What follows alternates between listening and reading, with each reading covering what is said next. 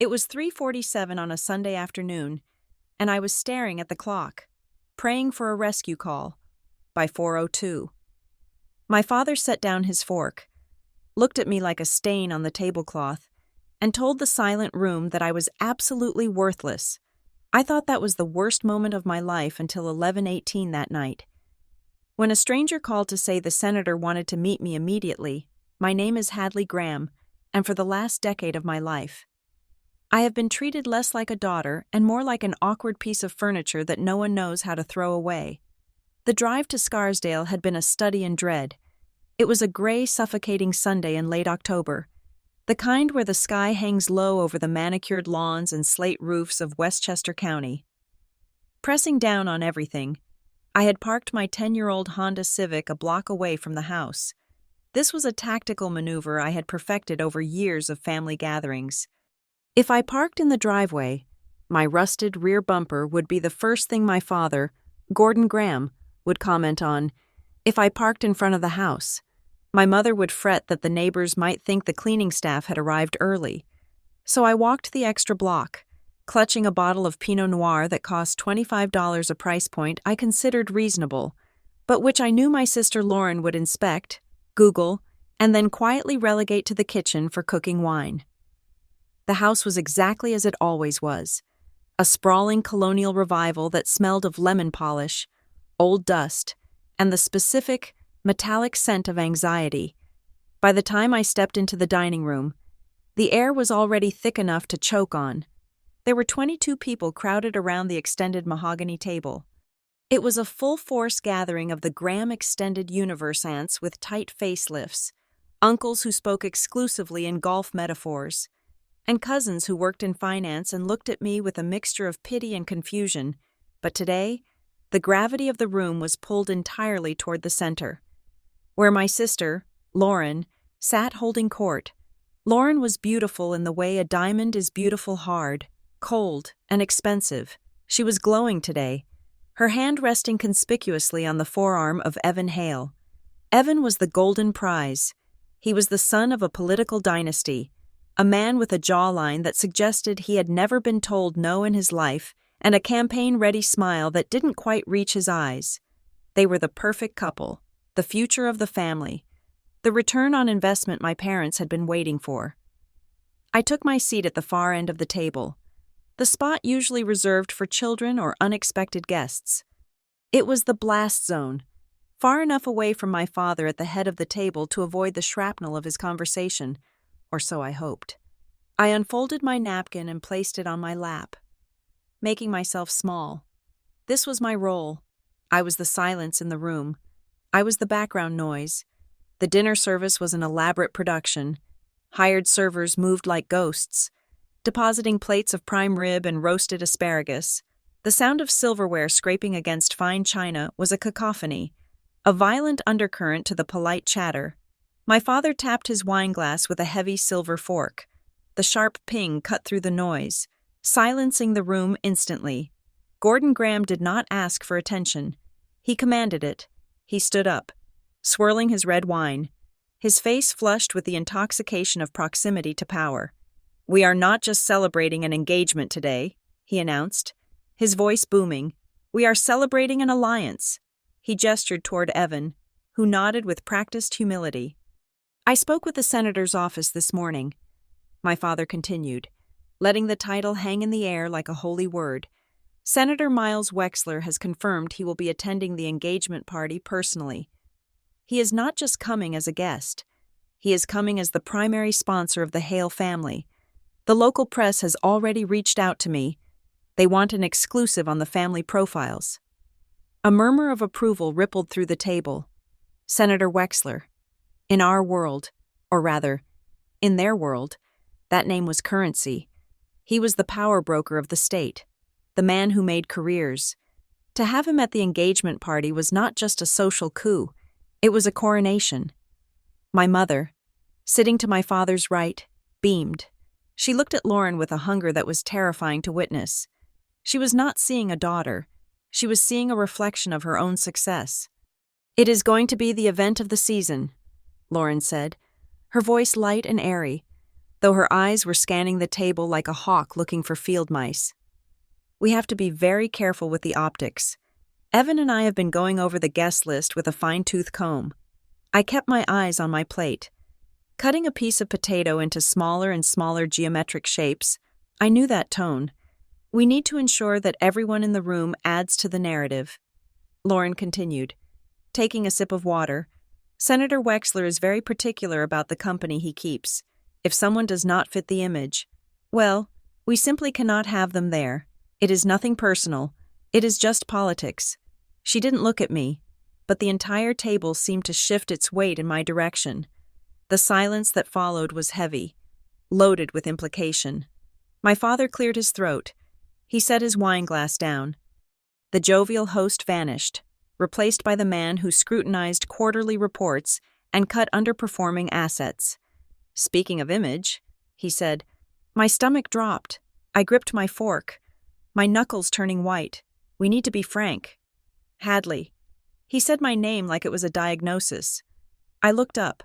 My father was staring directly at me down the length of the table. The 20 other guests stopped eating. The only sound was the grandfather clock ticking in the hallway. I beg your pardon, I asked, my voice steady, though my heart was hammering against my ribs. We are discussing the future of this family, he said.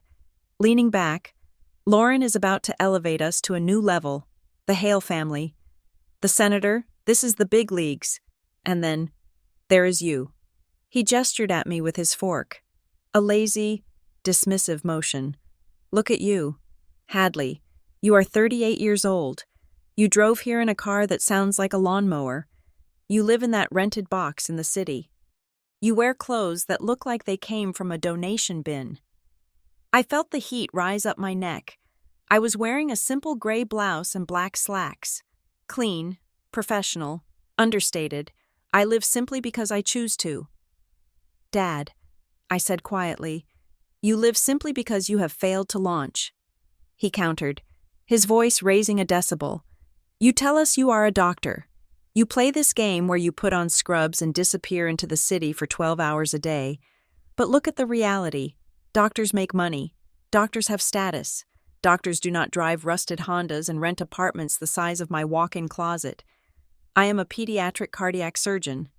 I said, the words felt heavy in my mouth, useless against his logic. I work at the Hawthorne Institute. It is non-profit. I save lives. Dad, I do not do it for the money. My father laughed. It was a dry barking sound that lacked any humor. Save lives, he mocked. That is what you say. But I have never seen a paycheck that reflects that. I have never seen an award. I have never seen you on a board of directors. All I see is a woman pushing 40 who cannot even afford to dress appropriately for a Sunday dinner. The humiliation was a physical thing, a cold slime coating my skin. I looked at my mother. She was studying the floral pattern on her plate with intense fascination. She would not meet my eyes. She never did when he got like this. Lauren sighed, a sound of theatrical exhaustion. Dad is just saying that the engagement party is going to be high profile. Hadley, she said, smoothing her tablecloth, the press will be there. We cannot have you showing up looking like this. It raises questions. It makes us look unstable. Unstable, I repeated. My father leaned forward, planting his elbows on the table. You are an embarrassment.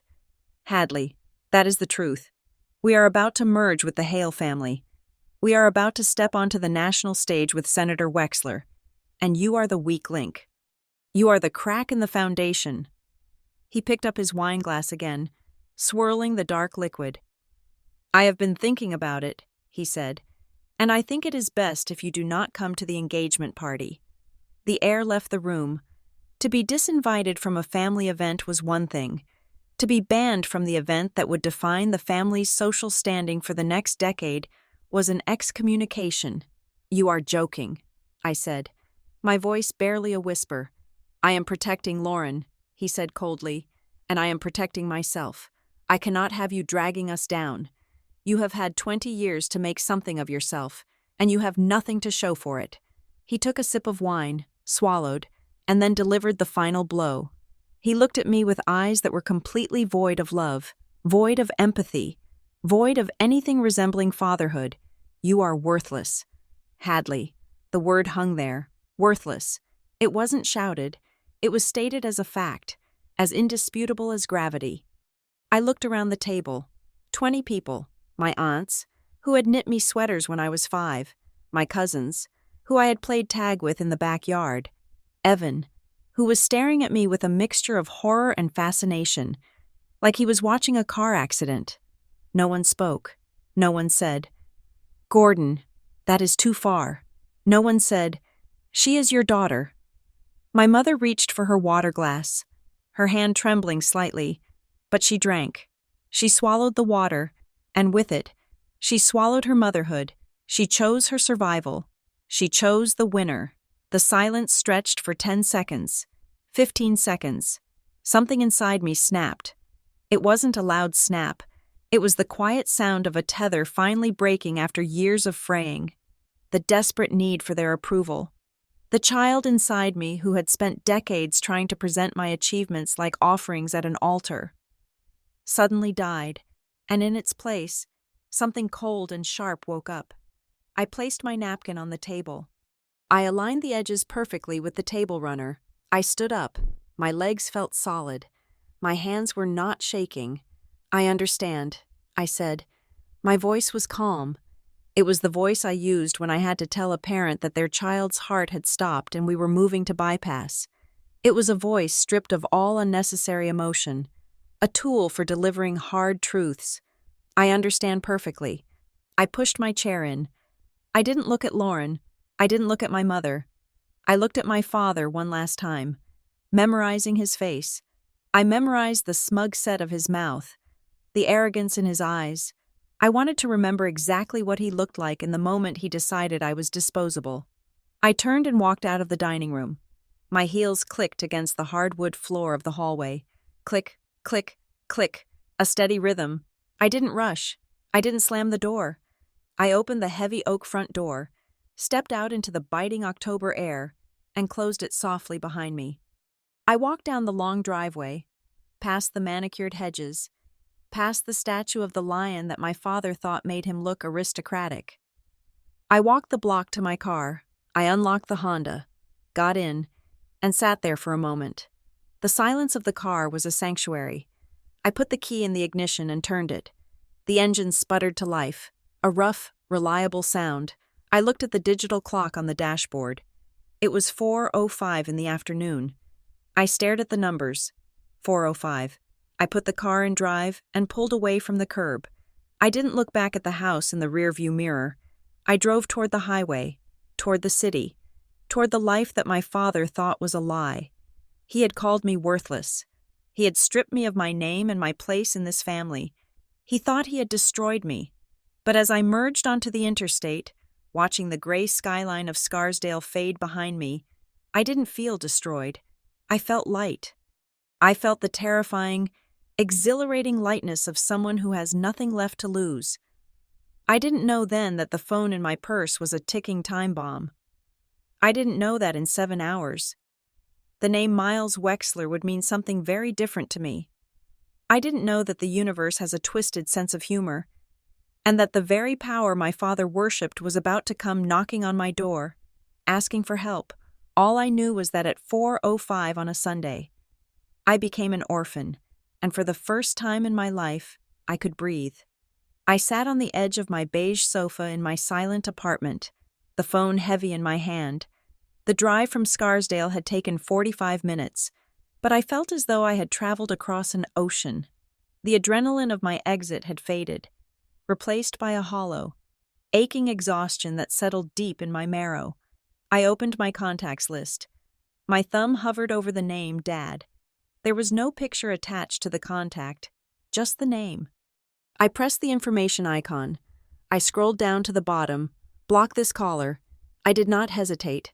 I tapped the screen. The line turned gray. I moved to Mom. Block this caller.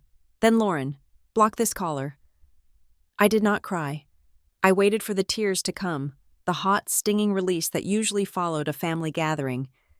But my eyes remained dry. It felt like I was cauterizing a wound. The tissue was dead. There was no point in bleeding over it anymore. I placed the phone face down on the coffee table. The silence in the apartment was absolute, but for the first time in years, it did not feel lonely. It felt safe. My father had called me worthless. He had looked at my simple clothes, my older car, and my rented apartment, and he had done the math. In Gordon Graham's ledger, I was a liability.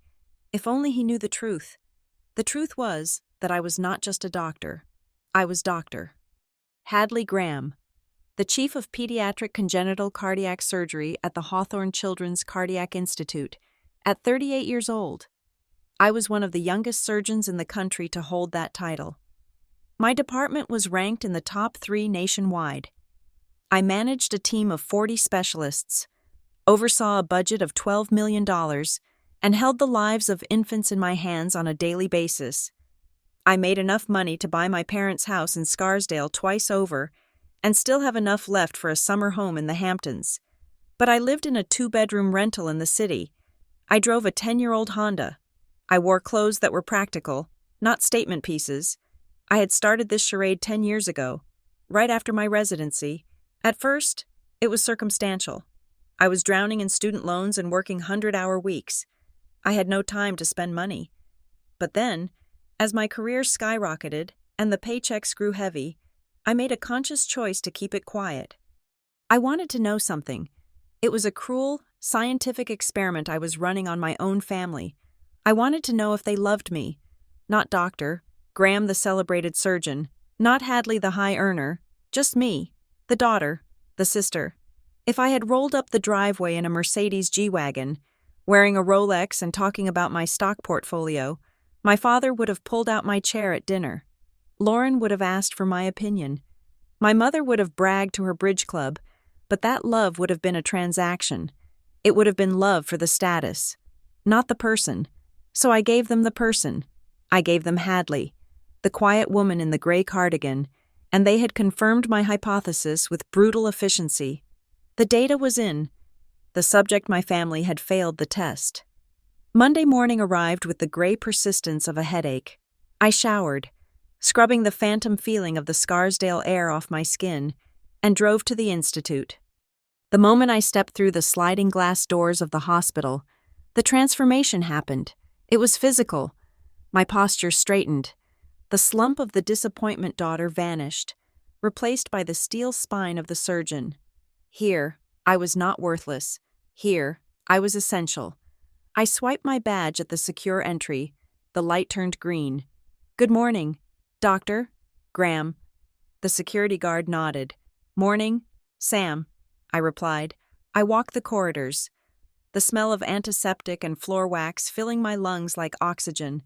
This was my kingdom. I took the elevator up to the surgical floor. The air up here was different, thinner, sharper. I went to the scrub room. This was my ritual.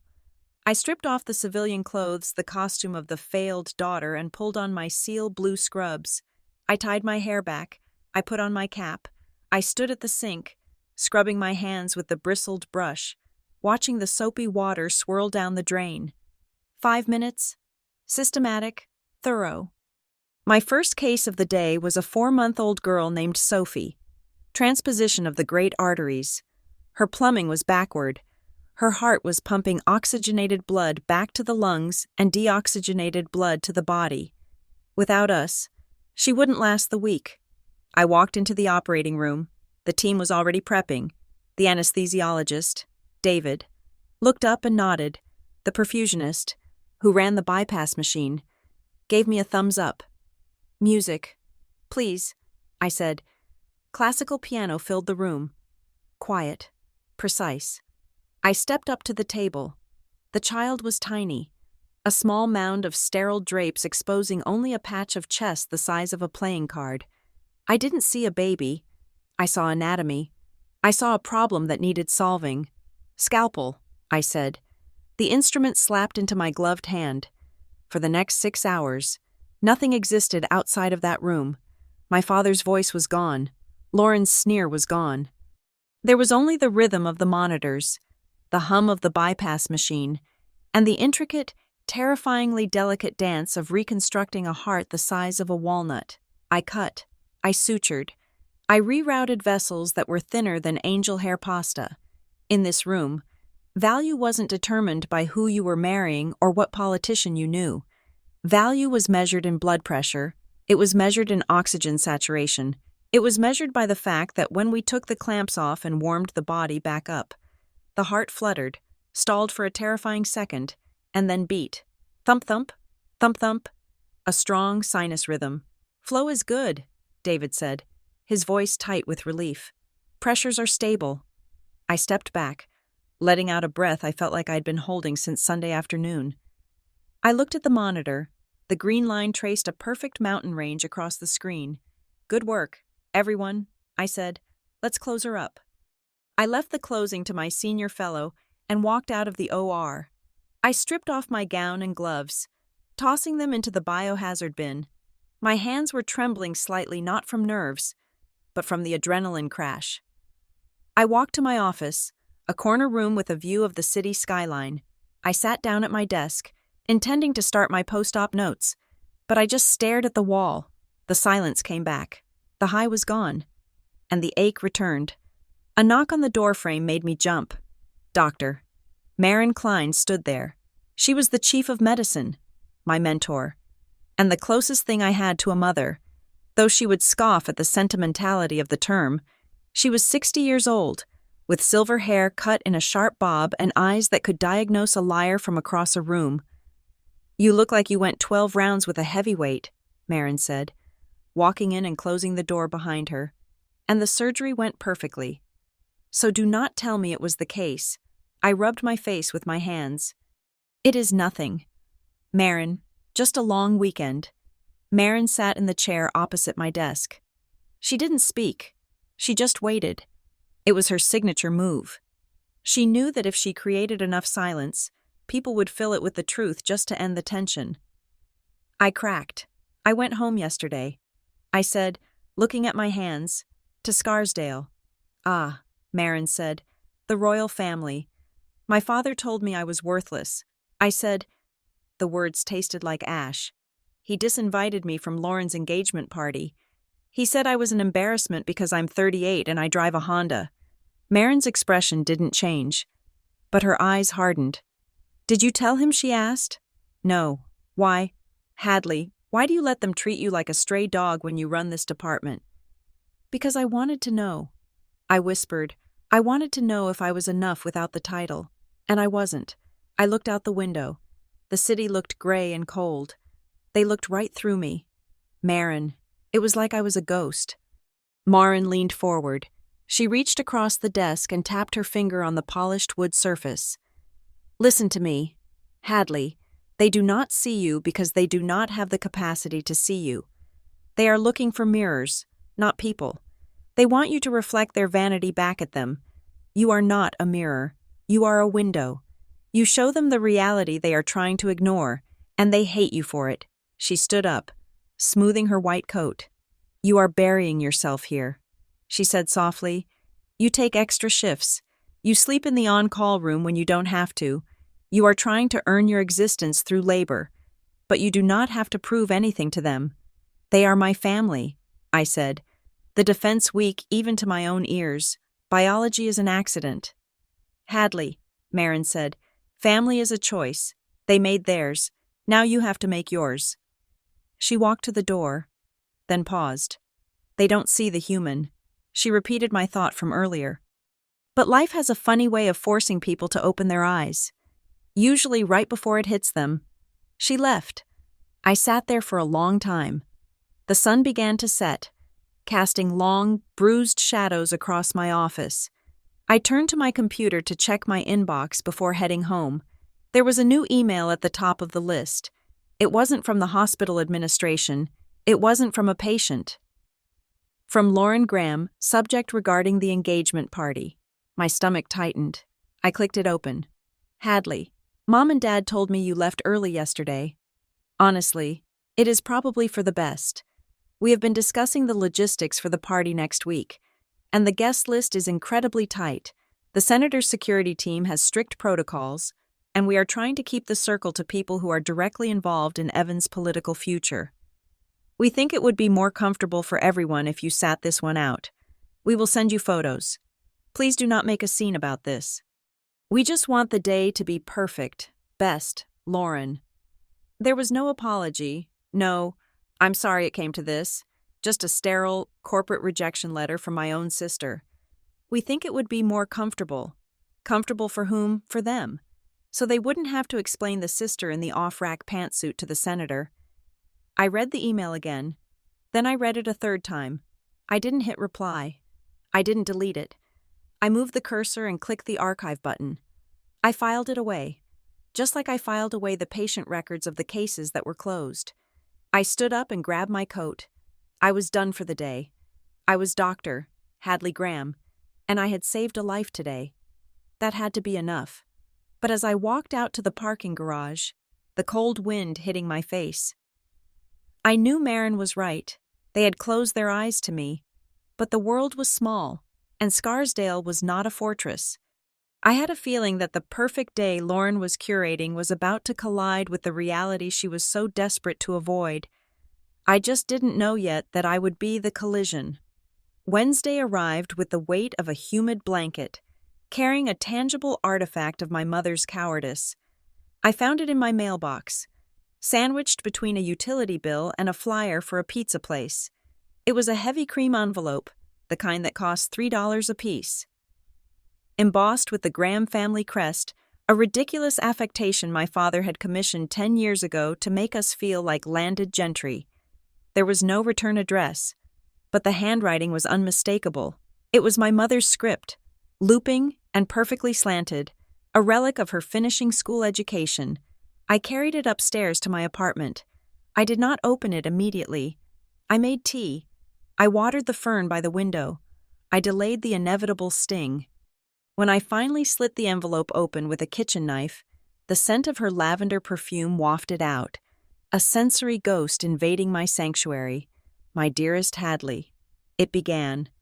The lie started with the first two words. I know you are hurt. Your father has a heavy way of speaking. But you must understand the immense pressure he is under. This merger with the Hale family is not just a marriage. It is a consolidation of everything we have worked for. Lauren is fragile right now.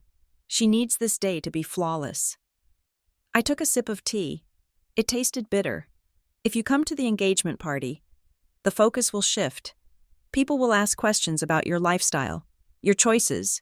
It will create tension. Just for this one weekend. We need everyone to play their part. And your part, unfortunately, is to be absent. Please understand that this is an act of love for your sister. You coming would only make everything messy. Love, Mom. I stared at the paper. An act of love. In the Graham lexicon, love was synonymous with erasure. They loved me so much, they wanted me to cease to exist for 48 hours. The letter wasn't an apology. It was a cease and desist order wrapped in polite stationery. I tore the letter in half, then in half again. The sound of the thick paper ripping was the only satisfaction I got. I went to work. The hospital was the only place where the laws of physics still applied, where action had a direct and logical reaction. But even the Hawthorne Institute was beginning to feel the tremors of the earthquake happening in my personal life. I was in the break room, reviewing the post-operative charts for Sophie, when my phone buzzed. It wasn't a number I had blocked. It was a local landline. The area code tracing back to Midtown Manhattan. I answered, expecting a vendor or a consulting physician. Doctor, Graham speaking. Hadley. The voice was smooth, polished, and terrifyingly familiar. It was my father. He must have called from his office, knowing I had blocked his cell. I didn't hang up. A morbid curiosity kept my finger hovering over the red button. I do not have much time. Dad, I said, my voice was ice. I am not calling to fight, he said. His tone was unsettlingly soft, almost conspiratorial. It lacked the jagged edge of Sunday night. It was the voice he used when he was closing a deal with a hesitant client. I just wanted to make sure you got your mother's letter. I got it. Good. Look, Hadley, I know Sunday was heated. We all said things. But I want you to look at the bigger picture, this weekend. The engagement, the senator coming, this is a once-in-a-lifetime alignment. I waited. I knew there was an ask coming. Gordon Graham never called just to chat about feelings. I want you to know that even though you won't be there physically, you are still part of this family's portfolio. He said, portfolio. Not family. Portfolio. In fact, he continued, his pace quickening slightly. I was looking over some old paperwork. For the business, we are updating our compliance files for the new fiscal quarter. I realized I don't have a current copy of your board certification on file, or your medical license number. The hair on the back of my neck stood up. Why would you need that? I asked. I don't work for you. Dad, I have never worked for you, he laughed, a nervous chugging sound. It is just for the family trust records, he said, and well, with the senator coming, we want to have all our ducks in a row, show that we are a family of professionals. It is just a formality. If you could just text me a photo of your license and your NPI number, that would be great. The request hung in the air. Smelling of rot. My father ran a logistics and consulting firm. He had absolutely zero reason to need my medical credentials, unless he was trying to leverage them. I am not sending you anything. Dad, I said. Hadley, don't be difficult. It is just a number. No, I ended the call. My heart was thumping a slow, heavy rhythm against my ribs. Something was wrong. My father didn't care about family records. He cared about leverage. He was trying to use my name for something. But I couldn't see the angle yet. I went back to work.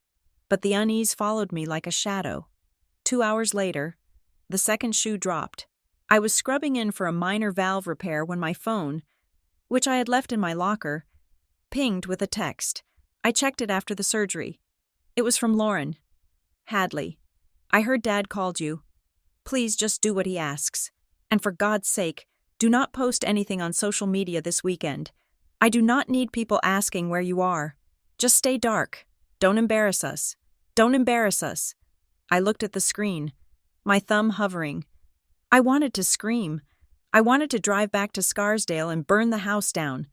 Instead, I threw the phone into my bag and walked to the elevator. Doctor, Klein summoned me to her office at 4 o'clock. Usually, meetings with Marin were the highlight of my day. We would discuss complex cases, debate surgical approaches, or just drink bad hospital coffee and complain about the administration. But today, Marin looked grim. She was standing by the window, looking out at the parking lot. Sit down. Hadley, she said without turning around. I sat. Is this about the budget? I asked, because I really think we need to fight for those new bypass machines.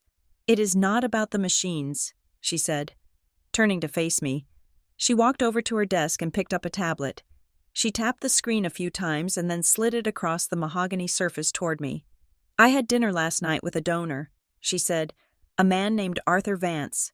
He sits on the board of the Hale Foundation. I froze. The Hale Foundation. Evan's family. I looked down at the tablet. It wasn't a document. It was a forwarded email chain that Marin had evidently been sent. I didn't read the text. I looked at Marin. What is this Arthur was asking me about you? Marin said, her voice tight with suppressed anger. He seemed surprised that you were the chief of surgery here. Why? I asked. Because, Marin said, taking a deep breath, according to Evan Hale's father, you are troubled. Troubled. The story your family has told the Hales, and by extension, the senator, is that you are technically brilliant but mentally unstable. They told them you have a history of breakdowns, that you are pathologically jealous of Lauren, that the reason you live in a small apartment and drive an old car is because we, the hospital, have to garnish your wages to pay for your legal settlements. I felt the blood drain from my face. My hands went cold. Legal settlements, I whispered. I have never been sued in my life. I know that, Marin said firmly, and now Arthur knows that. But Hadley, this is what they are doing. They are not just hiding you. They are assassinating your character to justify your absence. If you are crazy, then excluding you isn't cruelty. It is mercy. It makes them look like saints for tolerating you. I stood up. I felt sick, physically sick. They are lying to a senator. I said, to cover up the fact that they are ashamed of me. Marin looked at me with pity, but also with a sharp, Warning intelligence. I don't think it is just about shame anymore. Hadley. I think it is about money. She took the tablet back and swiped to a different screen. This came across my desk this morning. She said, "It is a preliminary grant notification." I looked at the screen. It was a memo from the hospital's development office. Subject: New funding opportunity. Congenital heart program source. The Wexler Child Health Initiative. Sponsor: Senator Miles Wexler. I stared at the name, Miles Wexler, the man coming to the engagement party. The Wexler Initiative is looking to fund a flagship center in the tri-state area, Marin explained. It is a grant worth $5 million a year for 10 years. It is a career-making grant. And do you know who is listed as the primary liaison for the corporate partners? I shook my head, though I already knew. I could feel the truth closing in around my throat. Graham Logistics and Consulting. Marin read, "Your father's company." The room spun. My father was trying to broker the deal. He was the middleman. He was bringing the Wexler money to the hospital. Or at least, trying to. And suddenly, the phone call made sense. The request for my license number. He is bidding for the contract. I said, my voice trembling. He is telling Wexler that he has an in at the hospital. He is using me. He is using your credentials to fluff up his proposal. Marin corrected. He is probably listing you as a key advisor or a guarantor on his application. That is why he needs your license number. He needs to prove he controls you. I sank back into the chair. So, I said, connecting the horrifying dots. They tell the Hales I'm crazy so I don't show up at the party and ruin the image, but they tell Wexler I'm a top-tier surgeon so they can win the contract. Exactly, Marin said. They are playing both sides. And if they pull it off, your father makes a fortune in consulting fees. Lauren marries into the political elite, and you stay in your box, the crazy sister who is useful only on paper. I felt a cold rage settle in my chest.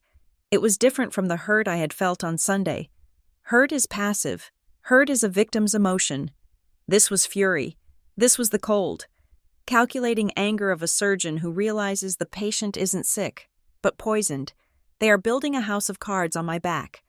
I said, and they are terrified you are going to sneeze. Marin replied.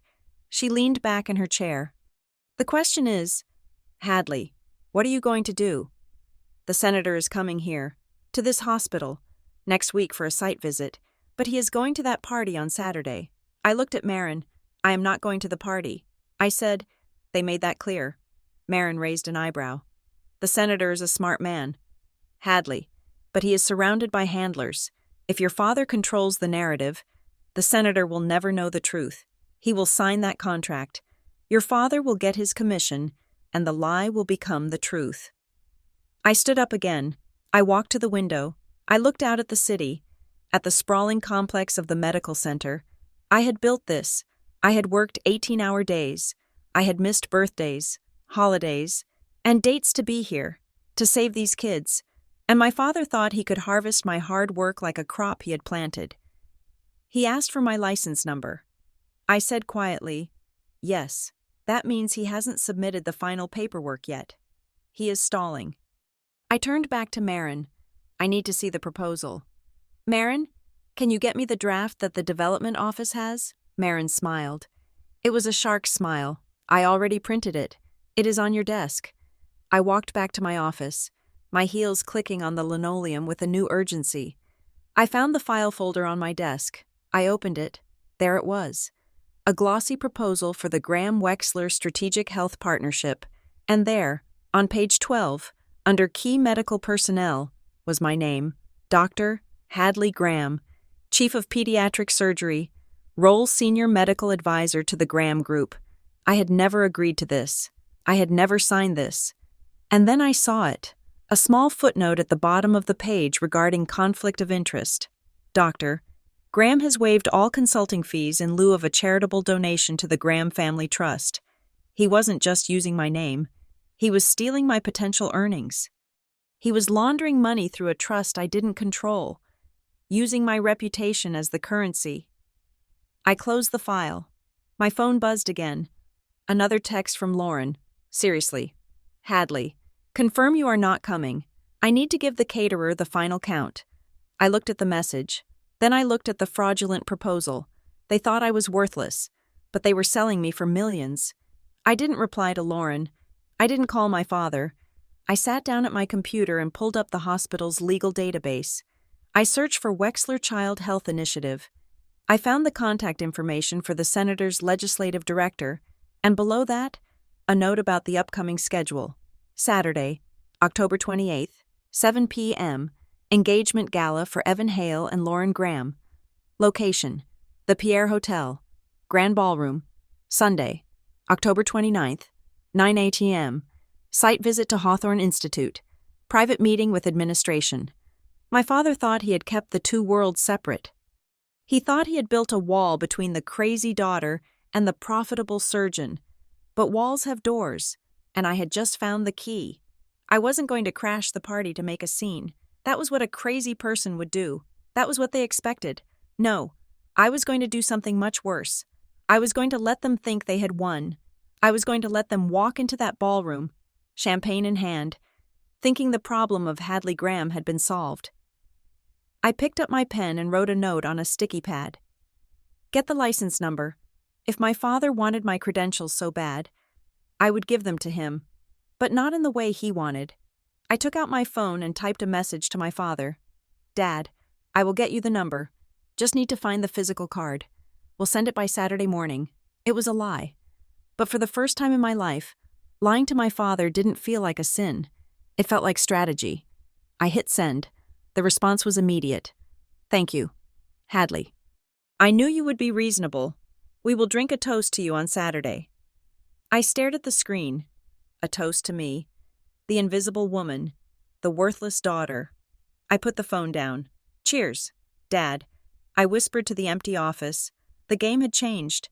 They weren't just excluding me from a dinner. They were committing fraud. And they were doing it under the nose of one of the most powerful men in the country.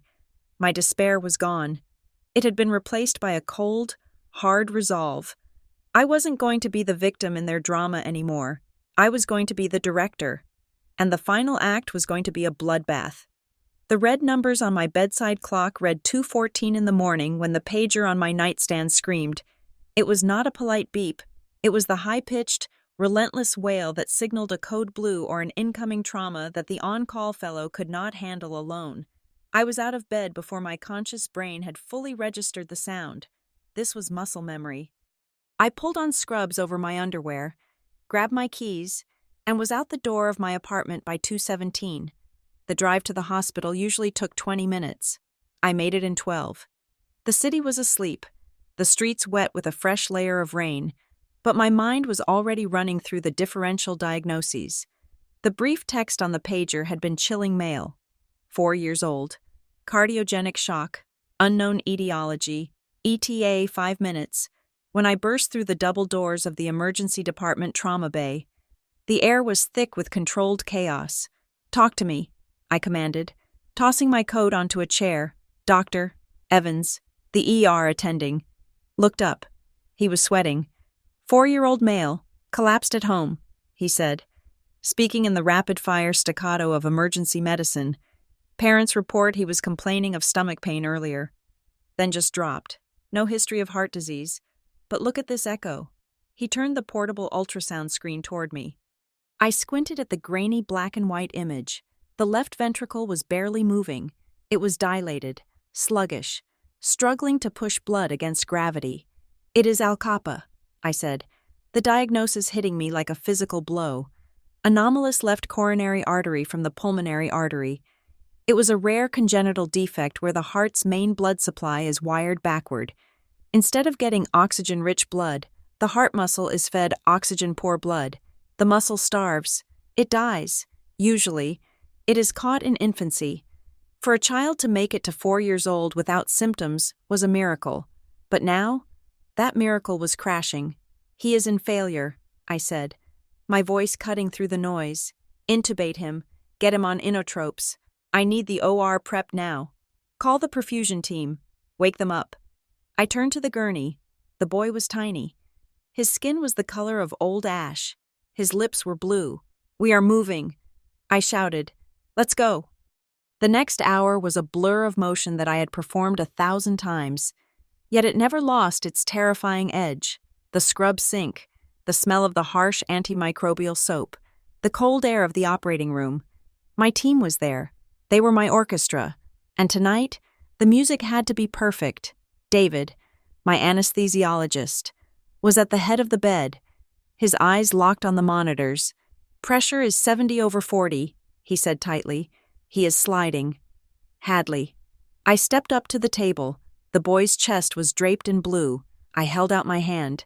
Scalpel. The blade was in my palm instantly. Incision. I said, I cut. The skin parted. I moved through the sternum with the saw. The whining sound filling the room. The smell of bone dust rose up. A scent that would make a normal person gag. But to me, it smelled like work. We went on bypass. The heart-lung machine took over, the roller pumps humming a steady, mechanical rhythm that replaced the failing beat of the boy's heart. I looked at the anatomy. It was a mess. The coronary artery was in the wrong place, starving the muscle. I had to detach it and replant it into the aorta. I was sewing vessels the size of a coffee stirrer. "Quiet, please," I said. The room went silent. No one moved. No one breathed loudly. The only sound was the rhythmic whoosh click of the ventilator and the hum of the bypass machine. For 3 hours. I did not think about my father. I did not think about the engagement party or the letter from my mother. I did not think about the fraud they were committing. I thought about the stitch, the angle of the needle, the tension of the thread. This boy had a life. He had a favorite toy. He had a bed he slept in. My job was to make sure he saw them again. "Clamp off," I said finally. This was the moment of truth. We warmed the blood. We let it flow back into the heart. We waited to see if the muscle, which had been starved for 4 years, would wake up. The heart sat still in the chest cavity, a lifeless lump of meat. "Come on," I whispered. "Nothing. Give him a little epi." I ordered. David pushed the drug. We waited. 10 seconds, 20 seconds, and then a twitch, a flutter, and then a beat. Thump, thump. It was weak, but it was there. "We have a rhythm," David said, the relief in his voice audible. I watched it for another 10 minutes. It grew stronger. Pink began to return to the tissue. "He is going to make it," I said. I stepped back, my shoulders sagging as the adrenaline left my body. "Close him up." I walked out of the OR and stripped off my gown. My scrub top was dark with sweat. I looked at the clock on the wall. It was 6:18 in the morning. I needed coffee. But first, I had to talk to the family. I walked to the private consultation room adjacent to the pediatric ICU. Usually, at this hour, parents were a wreck sobbing, pacing, wearing pajamas they had thrown on in a panic. When I opened the door, the scene was different. There was a woman sitting on the sofa. She was wearing a trench coat over a silk blouse. Her hair was pulled back in a severe, perfect bun. She was pale, but she was not crying. She was sitting with her back straight, her hands clasped in her lap. Standing in the corner of the room, trying to blend into the shadows, were 2 men. They were large, wearing dark suits that were too formal for a hospital at dawn. They had earpieces. Security? Private security? I paused for a fraction of a second, then stepped in. "Mrs. Sterling," I asked, using the name on the chart. The woman stood up. "Doctor? Graham," she said. Her voice was steady, precise, the kind of voice that was used to giving orders. "Is Leo alive?" "He is," I said. I kept my voice soft but professional. "The surgery went well. We were able to repair the defect. His heart is beating on its own. He is critical, and the next 24 hours are vital. But I am optimistic." The woman let out a breath. It was a small sound, a crack in the porcelain facade. She closed her eyes for a moment, and I saw her hand tremble. "Thank you," she whispered. She opened her eyes and looked at me. It was an assessing look. She wasn't just looking at the doctor. She was measuring the person. "You were the lead surgeon?" she asked. "Yes. I am the chief of the department." She nodded. I was told you were the best, she said. I am glad they were right. I did not ask who they were. You can see him in about an hour. I said, once we get him settled in the ICU. I turned to leave. I was exhausted. I wanted to wash my face and drink a gallon of water. Dr. Graham, the woman said. I turned back. My father-in-law will want to thank you personally. She said, he is very invested in Leo. I nodded politely. That is not necessary. I said, I am just doing my job. She gave me a small, tight smile. You will find that my father-in-law rarely thinks anything is unnecessary. I left the room. As I walked back toward the nurse's station, I passed the two men in suits. They nodded at me. It wasn't a friendly nod. It was the nod of a guard dog acknowledging a non-threat. I reached the desk. Sarah, the charge nurse, was pretending to type, but she was watching me with wide eyes. Did you talk to her? Sarah hissed. The mother hissed. Do you know who that is? Sarah asked, dropping her voice to a stage whisper. No, I said, reaching for a chart, and I don't care. Her kid nearly died. That is Sylvia Wexler. Sarah said, she is married to Senator Wexler's son, the boy that is the senator's grandson. I froze. My hand stopped halfway to the chart rack. Wexler. I looked back toward the consultation room door. The suits, the precision, the comment about the father-in-law. The universe wasn't just playing a joke on me anymore. It was writing a Greek tragedy. I had just saved the life of the grandson of the man my father was trying to con. I had held the heart of the Wexler dynasty in my hands, while my father was busy forging my signature to get a piece of their fortune. Does anyone else know? I asked Sarah. The administration knows. Sarah said, the CEO was called at 4 a.m. He is on his way in. They are trying to keep it quiet because of the security issues. But it is the senator. I rubbed my temples. This was going to be a nightmare. The politics were going to invade my OR. Just keep the press away from the kid. I said, I don't want cameras in the ICU. I went to my office. I didn't sleep.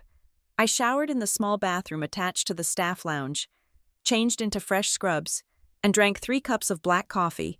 By 8 o'clock, the hospital was buzzing. I could feel the tension in the hallways. The presence of a VIP patient changed the atmosphere.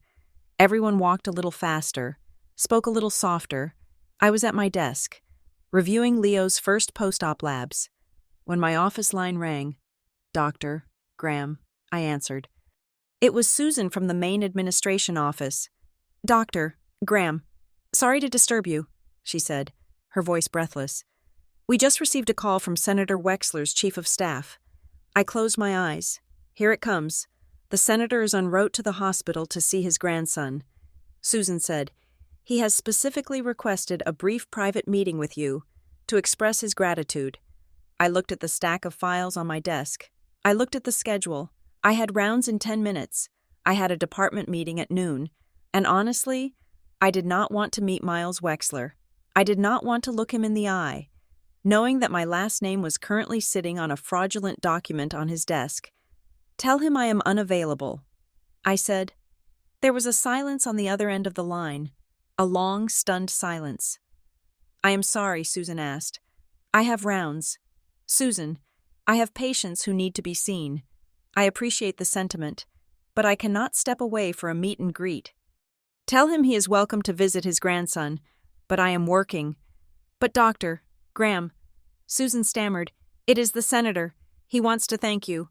I saved the boy. Susan, that is the thanks. I don't need a coin. I hung up. It was rude. It was possibly career suicide. But I felt a fierce, protective instinct over my domain. My father had contaminated everything else in my life with his ambition. I would not let him, or the people he worshipped, contaminate my work. I went on rounds. I checked on Sophie. I checked on a teenager with a valve replacement. I checked on Leo Wexler. The senator wasn't there yet. His mother was sitting by the bedside, holding the boy's hand. She looked up when I entered. She didn't speak, just nodded. I checked the monitors. Stable. Perfect. I left the ICU and walked down the corridor toward the elevators. My phone buzzed in my pocket. It was an unknown number. No caller ID. I stopped walking. I let it ring twice. I answered. Dr. Graham? There was no preamble. No, hello. This is so-and-so. Dr.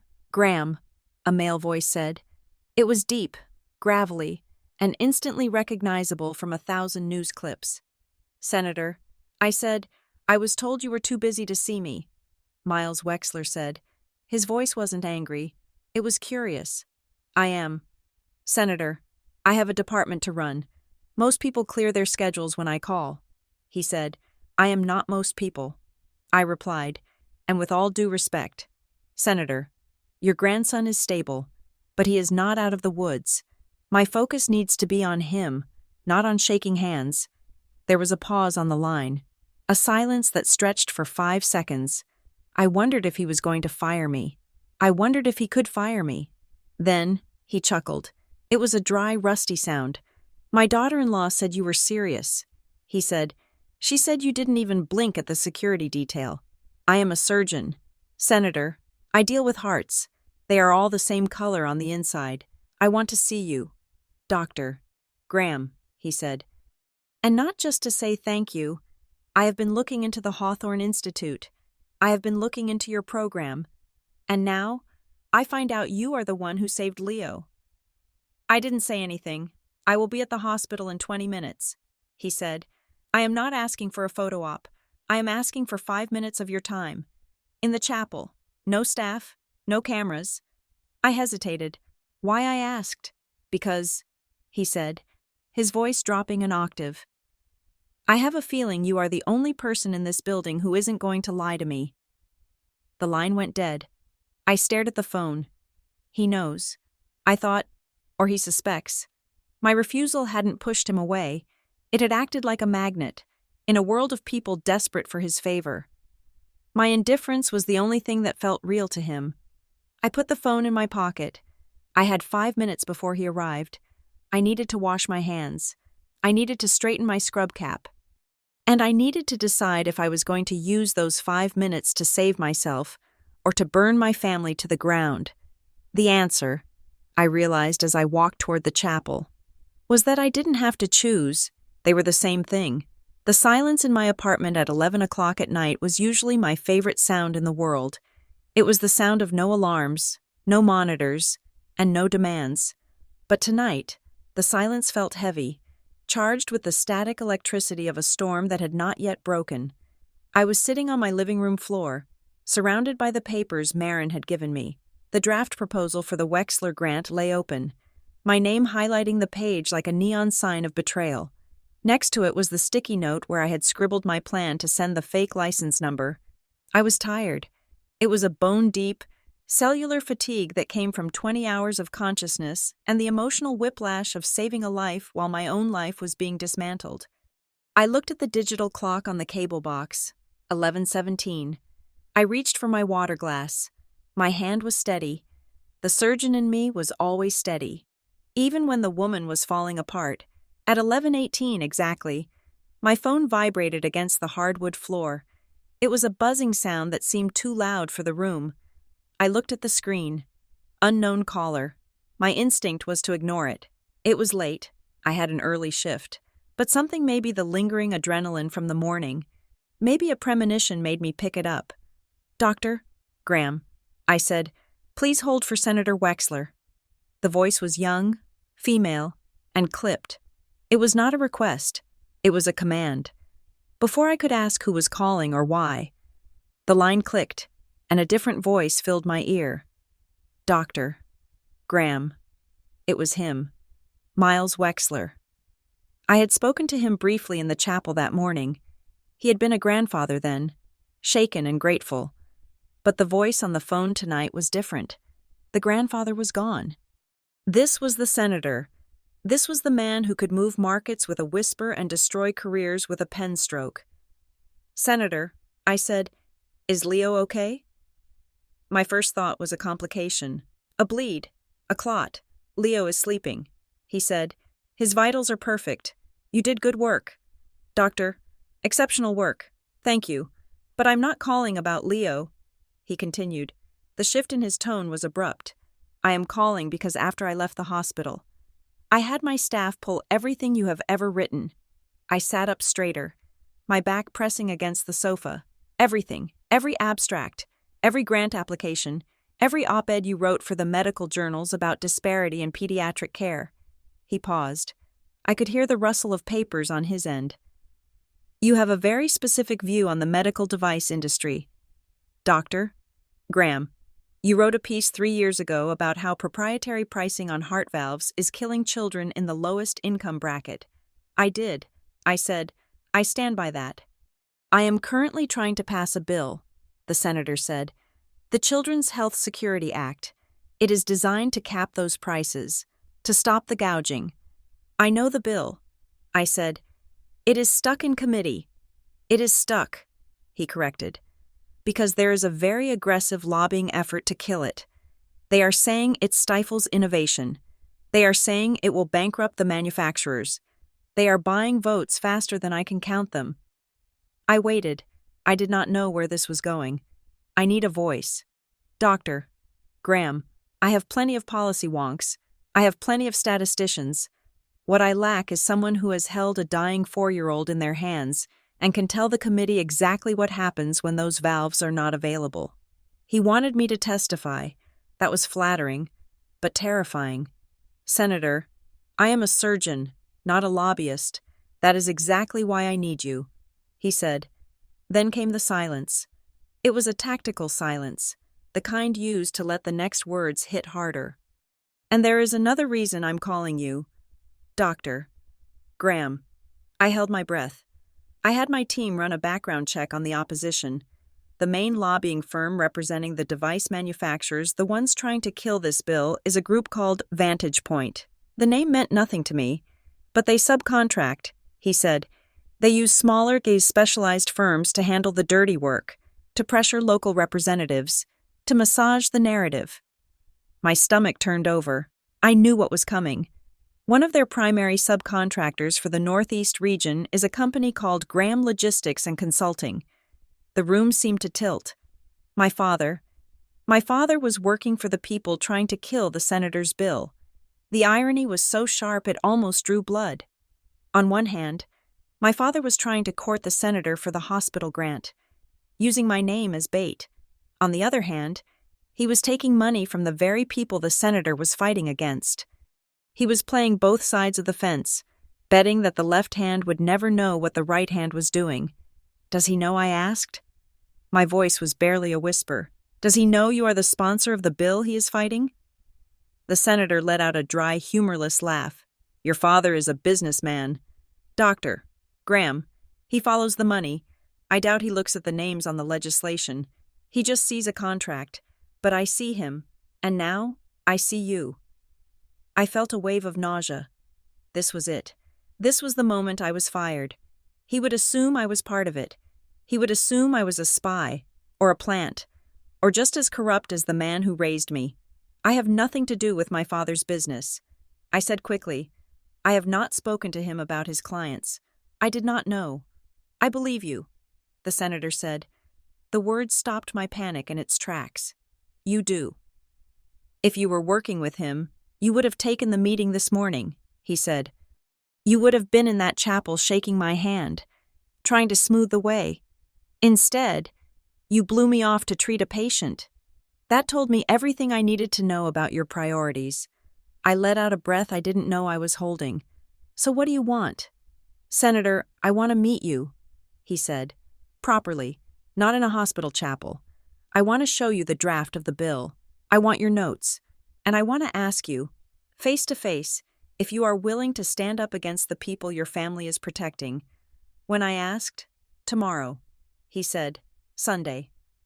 I looked at my calendar on the wall. Sunday was the day of the engagement party, but I wasn't going. I was free. I can make time. I said, where I have a fundraising event in the city tomorrow evening. He said, a private gala. It is quiet, secure. We can talk in the VIP suite before the speeches start. Okay, I said. Where is it? The Pierre Hotel, he said. The Grand Ballroom. The world stopped. I sat there, the phone pressed to my ear, and felt the blood drain from my face. The Pierre. the grand ballroom. That was the venue. That was where Lauren's engagement party was happening, at the exact same time. My mind raced, trying to make sense of the coincidence. Then I realized it wasn't a coincidence. It was logistics. The Pierre was massive. It had multiple ballrooms, multiple function spaces. But the senator had said, the grand ballroom. Wait, my father had said the senator was coming to the engagement party. He wasn't coming for the party. He was coming for his own fundraiser. The engagement party was likely a smaller event, piggybacking on the venue. Or maybe my father had bought a table at the fundraiser and spun it to the Hales as a private party featuring the senator. It was all smoke and mirrors. My father wasn't hosting the senator. My father was just a ticket holder at the senator's event. The deception was breathtaking. "Doctor," Graham the senator asked, "are you still there?" I swallowed hard. My throat felt dry. "Senator," I said, "the event at the Pierre tomorrow. Yes, I will be there." I did not tell him. I could not tell him. Not yet. If I told him that my sister was the one getting engaged in the middle of his fundraiser, or that my father was strutting around claiming to be his best friend, he might cancel. He might think I was too much drama. And I needed to see this. I needed to see my father's face when I walked into the room he had banned me from, invited by the man he was desperate to impress. Fate wasn't just knocking on my door. It was kicking it down and dragging me out by the hair. One condition. "Senator," I said. My voice was stronger now, harder. "Name it. I am coming as a doctor. I am coming as an advocate for those children. I am not coming as a Graham. I am not coming to take pictures or shake hands or play politics. I am not asking you to," he said. "I need you to understand." I pressed. "If I walk into that room, I am walking in for the work. I am leaving my family name at the door." There was a pause. I could almost hear him smiling on the other end of the line. "Dr. Graham," he said softly, "that is not a condition. That is an asset. Then I will see you tomorrow." I said, 7 o'clock, he said. "My chief of staff will have a credential waiting for you at the north entrance. Do not go through the main guest line. Come to the secure entrance. Understood." I hung up the phone. I sat in the silence for a long time. The clock flickered to 11:25. I stood up and walked to my closet. I pushed aside the gray cardigans and the sensible slacks. I reached into the back, where a garment bag had been hanging, untouched, for 3 years. I unzipped it. Inside was a dress I had bought for a medical gala that I never attended because I had picked up an emergency shift instead. It was navy blue, silk, severe, elegant. It was not the dress of a worthless daughter.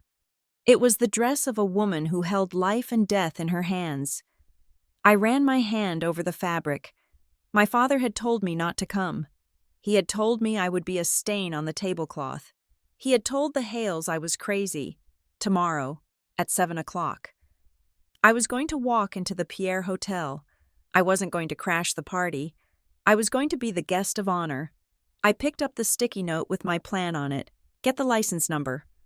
I crumbled it up and threw it in the trash. I didn't need to send him a fake number. I didn't need to play his small, petty games anymore.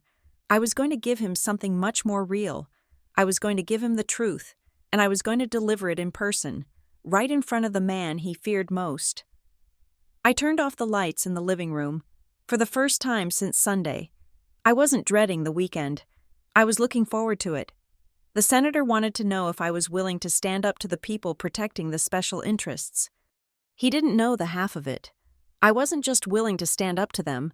I was related to them. And tomorrow, the family discount was officially over. The navy blue silk dress moved against my skin with a fluidity that felt like armor. I stood at the north entrance of the Pierre Hotel at exactly 6:55 in the evening. The air outside was crisp, carrying the exhaust of 100 idling black SUVs. But inside the revolving brass doors, the atmosphere was pressurized, recycled, and smelled of money. This was not the main entrance where the photographers were flashing bulbs at anyone who looked vaguely famous. This was the secure entrance. Name the security officer asked. He was built like a linebacker, wearing an earpiece that coiled down into his collar. "Doctor," Hadley Graham, I said. He did not look at a clipboard. He looked at a tablet mounted on a podium. He tapped the screen twice. You are cleared. Doctor, he said, his demeanor shifting from guard dog to concierge in a split second. The senator's staff is expecting you in the VIP holding area. But the senator asked that you be escorted to the main floor first. He wants to meet you out there. I nodded. Understood. I walked down the long carpeted hallway that led to the grand ballroom. My heels made a muffled, rhythmic sound on the plush wool. With every step, I felt the phantom weight of my family's expectations falling away. For 38 years, I had walked into rooms like this terrified that I was taking up too much space. Tonight, I walked in knowing I was the only person who had actually earned my ticket. The double doors to the ballroom were open. The sound hit me first. It was a low, steady roar of conversation, punctuated by the clinking of crystal and the occasional sharp burst of performative laughter. I stepped inside. The room was a cavern of gold leaf and crystal chandeliers. There were at least 300 people circulating, men in tuxedos and women in gowns that cost more than my car, but the dynamic of the room was clear. It was a marketplace. I watched eyes dart over shoulders, scanning for someone more important to talk to. I watched handshakes that lasted 2 seconds too long. The desperation for connection palpable. I moved toward the center of the room, taking a glass of sparkling water from a passing tray. I did not hide in the corners. I stood near the main bar, a strategic vantage point where the flow of traffic was heaviest. And then, I saw them. They had carved out a territory near the stage, a cluster of tables that they were treating like a private fiefdom. There was a large floral arrangement, white lilies. My sister's favorite that was aggressively larger than the other centerpieces. My father, Gordon Graham, was holding a scotch, his other hand resting possessively on the shoulder of a man I didn't recognize. He was laughing, his head thrown back, projecting the image of the benevolent patriarch. My mother, Eleanor, was standing next to him, her posture rigid, her smile fixed in place like it had been painted on. And Lauren, my sister, looked stunning in a cream-colored gown that walked the line between bridal and political. She was clinging to Evan Hale's arm. Evan looked bored, his eyes glazing over as my father spoke, but he nodded at the right intervals. They looked perfect. They looked successful. They looked like a family that had successfully excised a tumor and was now enjoying a clean bill of health. I took a sip of water and waited. The physics of a room like this are predictable. People scan, people look. It was my mother who made contact first. She was turning to signal a waiter, her movement casual, until her eyes swept past the bar. Her gaze slid over me, then snapped back with a violence that was almost audible. She froze. I saw the blood drain from her face. It wasn't a gradual paling. It was instantaneous. She went white. Her mouth opened slightly, but no sound came out. She looked like she was seeing a ghost, or perhaps something worse, a sin she thought she had buried. She grabbed my father's arm. Her grip must have been hard because he flinched and spilled a drop of scotch on his cuff. Gordon. I saw her mouth the word. My father turned, annoyance flickering in his eyes at the interruption. He followed her gaze. When he saw me, the annoyance vanished. It was replaced by pure, unadulterated fear. I did not wave. I did not smile. I just stood there, holding my water glass, looking at him with a calm, surgical detachment. My father's eyes darted left and right, scanning the immediate vicinity to see if anyone else had noticed. He was calculating the blast radius. He wasn't angry that I had disobeyed him. He was terrified that I was going to shatter the glass house he had built. He took a half step forward, his instinct clearly to intercept me, to rush over and hiss at me to leave. But he was trapped. He was surrounded by the Hale's donors. If he moved, he drew attention. Then Lauren saw. She followed my father's terrified stare. When she locked eyes with me, her reaction was the most telling of all. She didn't look scared. She looked betrayed. Her eyes widened, and her hand went to her throat. It was the look of a child who realizes the monster under the bed is real. She whispered something to Evan. Evan turned. He looked at me, squinting slightly. He didn't recognize me instantly. Why would he? I was the woman in the gray cardigan who sat at the end of the table. I was the blurry figure in the background of the family photos. But the woman standing at the bar in the navy silk dress, looking at them with cool indifference, was not blurry. I saw the moment of recognition hit him. His eyebrows went up. He looked from me to Lauren, and then back to me. He looked confused. The invisible force field of their panic was palpable. They were paralyzed. They couldn't come to me without making a scene, and they couldn't ignore me because I was standing 10 feet away from the podium where the senator was due to speak. I held their gaze for 10 long seconds. I let them sweat. I let them wonder if I was going to scream, or throw a drink, or jump on the table. Then, the energy in the room shifted. The double doors at the far end of the ballroom opened, the low roar of conversation cut off, as if a switch had been flipped. Senator Miles Wexler walked in. He was flanked by 3 aides and 2 security officers, but he moved with an energy that made them look like shadows. He was a small man physically, but he took up all the oxygen in the room. He didn't go to the stage. He didn't go to the VIP tables. He didn't go to the Hales or the Grahams, who were practically vibrating with anticipation, smoothing their clothes, readying their smiles. My father stepped forward, his hand extended, ready to claim his prize. "Senator," my father boomed, his voice too loud in the sudden quiet. "We are so honored." Senator Wexler didn't even look at him. He walked right past my father. He walked past my mother, who was curtsying slightly in a reflex of submission. He walked past Lauren and Evan. He walked straight to me. The room watched in stunned silence. The sea of tuxedos parted. I set my water glass down on the high-top table. Senator Wexler stopped 2 feet in front of me. He looked tired, the lines around his eyes deep, but his gaze was sharp and clear. "Dr. Graham," he said. His voice was warm, carrying easily in the silent room. "Senator," I replied. I nodded my head. A respectful, professional greeting. He reached out and took my hand in both of his. It wasn't a political handshake. It was a grasp. It was the way a man holds on to a lifeline. "I am glad you came," he said. "I told you I would." I said. He turned, keeping one hand on my arm, and looked at the room. He looked directly at the cluster of people standing frozen near the stage, my family. "Ladies and gentlemen," the senator said, his voice projecting without a microphone. "I know we are here to talk about policy tonight, but before we start, I want to introduce you to someone." My father's mouth was slightly open. He looked like he was having a stroke. Lauren was gripping Evan's arm so hard her knuckles were white. "This is Dr. Hadley Graham," the senator announced. A murmur went through the crowd. The name meant nothing to most of them, but the way he said it made it sound like royalty. "Yesterday morning, my grandson's heart stopped," the senator said. The room went deathly still. "He was born with a condition that we missed. We almost lost him." He looked back at me. "Dr. Graham is the chief of pediatric cardiac surgery at Hawthorne. She is the reason my grandson is alive today. She is the reason he will grow up." He paused, letting the weight of the words sink in. "We talk a lot in Washington about value," he continued, his eyes drilling into my father's face. "We talk about net worth. We talk about assets.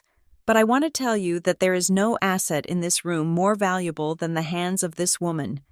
He patted my hand.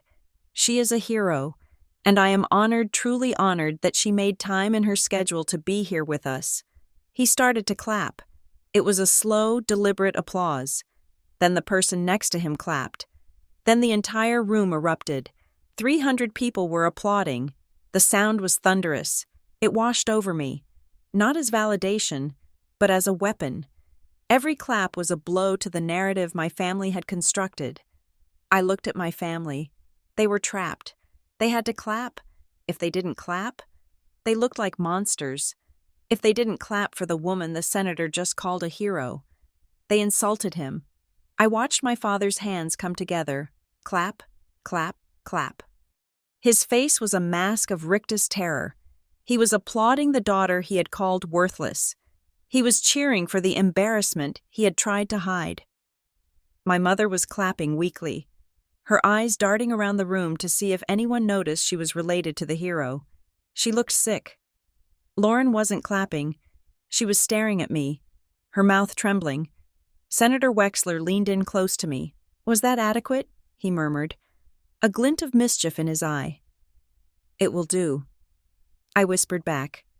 The applause died down. The senator squeezed my arm one last time. "Come back to the VIP suite with me after I speak," he said. "We have work to do on that bill." "I will be there," I said. He turned and walked toward the stage. As he passed my father this time, he didn't stop. He didn't even nod. He treated Gordon Graham like a piece of furniture that was slightly in the way. I stayed where I was. The circle of isolation around me had vanished. People were looking at me with awe. A waiter appeared instantly with a fresh glass of water, but I wasn't looking at the crowd. I was looking at Evan Hale. He had pulled his arm away from Lauren. He was standing a foot apart from her now. I saw him lean down. He didn't whisper this time. He spoke loud enough that the couple standing next to them could hear it. "You told me she was a lab tech," Evan said. His voice was cold, confused. "You told me she did odd jobs at the hospital. You said she was unbalanced." Lauren reached for him. "Evan, please, not here. The senator just called her the chief of surgery," Evan said, stepping back from her touch. "He said she saved his grandson. It is complicated," Lauren hissed, her eyes wet with panic. "It doesn't sound complicated," Evan said. He looked at me, then back at Lauren. "It sounds like you lied." He turned his back on her. He walked away, heading toward the bar, heading toward me. Lauren stood there, alone in the middle of the crowd. The perfect engagement party, the coronation of the Graham-Hale alliance, had just developed a massive, structural crack. My father was watching Evan walk away. He looked at me. For a second, the fear in his eyes turned to hate. He knew what I had done. I hadn't made a scene. I hadn't screamed. I had just existed, and my existence was the one thing their lie couldn't survive. I took a sip of water. It tasted crisp and clean. Evan stopped 2 feet away from me. He looked sheepish, awkward. "Doctor Graham?" he asked. I looked at him. I didn't smile. "It is Hadley." "Evan," I said calmly. "We have met at Christmas for the last 3 years." I sat at the end of the table. He flinched. The memory was obviously hazy for him, which was an indictment in itself. "I didn't know," he stammered. Lauren said. He trailed off. He realized that finishing that sentence would only make him look stupider. "I know what she said," I replied. I turned my back on him to watch the senator take the podium. I didn't need to explain myself to Evan Hale. I didn't need to explain myself to anyone. The truth was out of the bottle, and it was walking around the room wearing navy blue silk, and no amount of damage control was going to put it back in. The applause was still echoing in the high ceilings of the grand ballroom when a young woman in a sharp charcoal suit touched my elbow. She was one of the aides who had flanked the senator earlier. Her badge read, "Elena Ross, Chief of Staff, Dr. Graham," she said, her voice low enough to be lost under the din of the crowd. "Please come with me. The senator is finishing his remarks. But he asked that we brief you on the documentation before he joins us." I followed her. We slipped through a side door, away from the champagne and the desperate networking, into a service corridor that led to the VIP holding suite. The silence here was sudden and jarring. Elena opened the door to a small, wood-paneled room. There was a conference table covered in files, a stark contrast to the party outside. "Please, sit," Elena said. She didn't offer me water or coffee. She looked serious, the kind of serious that usually precedes a diagnosis of terminal cancer. I sat. "Senator Wexler mentioned you are aware of the Children's Health Security Act." Elena started, opening a thick file folder. "And you are aware of the opposition lobbying groups?"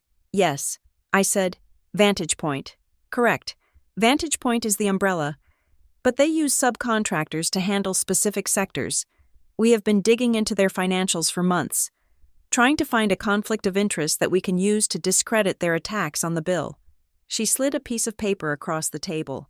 It was a printout of a corporate disclosure form. "We found this 3 hours ago," she said. I looked at the document. It was a vendor list for a company called Ethelgard Medical. They were one of the primary manufacturers of the pediatric heart valves. I had written op-eds against the ones who marked up their prices by 400%. Highlighted in yellow was a line item under Strategic Consultants, Graham Logistics and Consulting. I felt a cold prickle of recognition. But this wasn't news.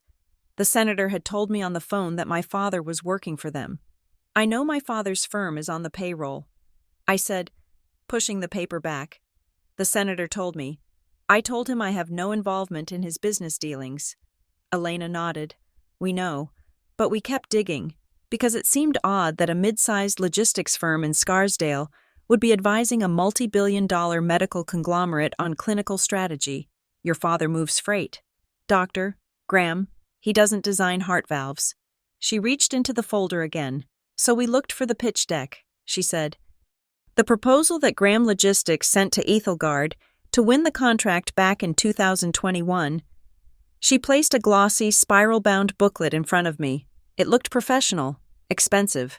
The cover bore the Graham Logistics logo, a stylized globe that my father had paid a graphic designer $5,000 for. I opened it. The first few pages were standard corporate speak supply chain optimization, synergy, cost reduction analysis. Then I turned to page 8. The heading read, Strategic Medical Advisory Board. There was a photo.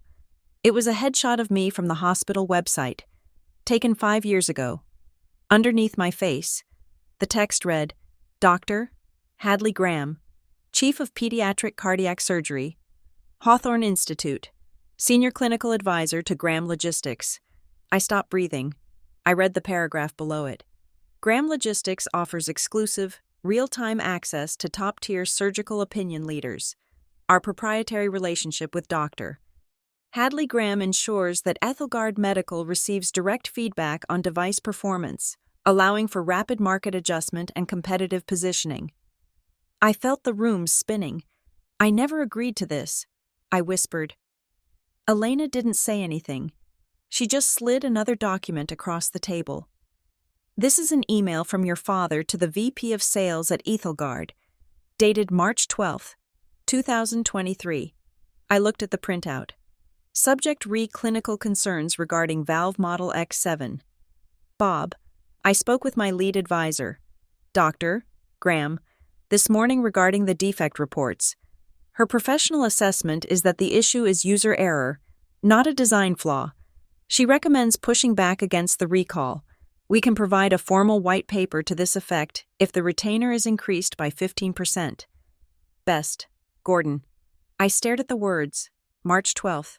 I remembered that month. We had 3 failures of the X7 valve. 3 children had gone into cardiac arrest because the leaflets calcified too quickly. I had filed a report with the FDA demanding a recall, and my own father, had told the manufacturer that I said it was fine, that it was user error. He had used my name to stop a recall that I was fighting to enforce. He put words in my mouth that killed children. I said, my voice sounded strange, detached, like it was coming from underwater. Elena pulled one last document. It was a contract renewal form, dated 2 days ago. "This is why he called you for your license number," Elena said softly. "Look at the signature line." I looked. There was a signature. Hadley Graham, MD. It looked like my signature. It had the same loop on the G, the same sharp slant. He had practiced. He had traced it from old birthday cards or school permission slips. He forged my signature.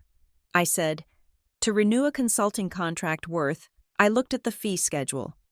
Monthly retainer, $25,000. He was selling me for $25,000 a month. The door opened. Senator Wexler walked in.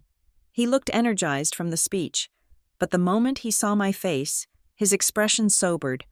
"You showed her," he asked Elena. "Yes, Senator." He pulled out a chair and sat next to me. He didn't touch me this time. He gave me space. "Dr. Graham," he said, "I need you to understand the position we are in. I am not part of this." I said. I slammed the brochure shut. I swear to you, I filed the FDA complaints against Ethelgard myself. You can check the records. I know. He said. We checked.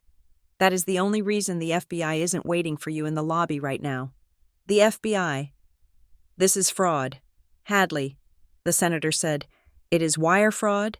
It is identity theft. And because it involves medical devices regulated by the federal government, it is a federal crime.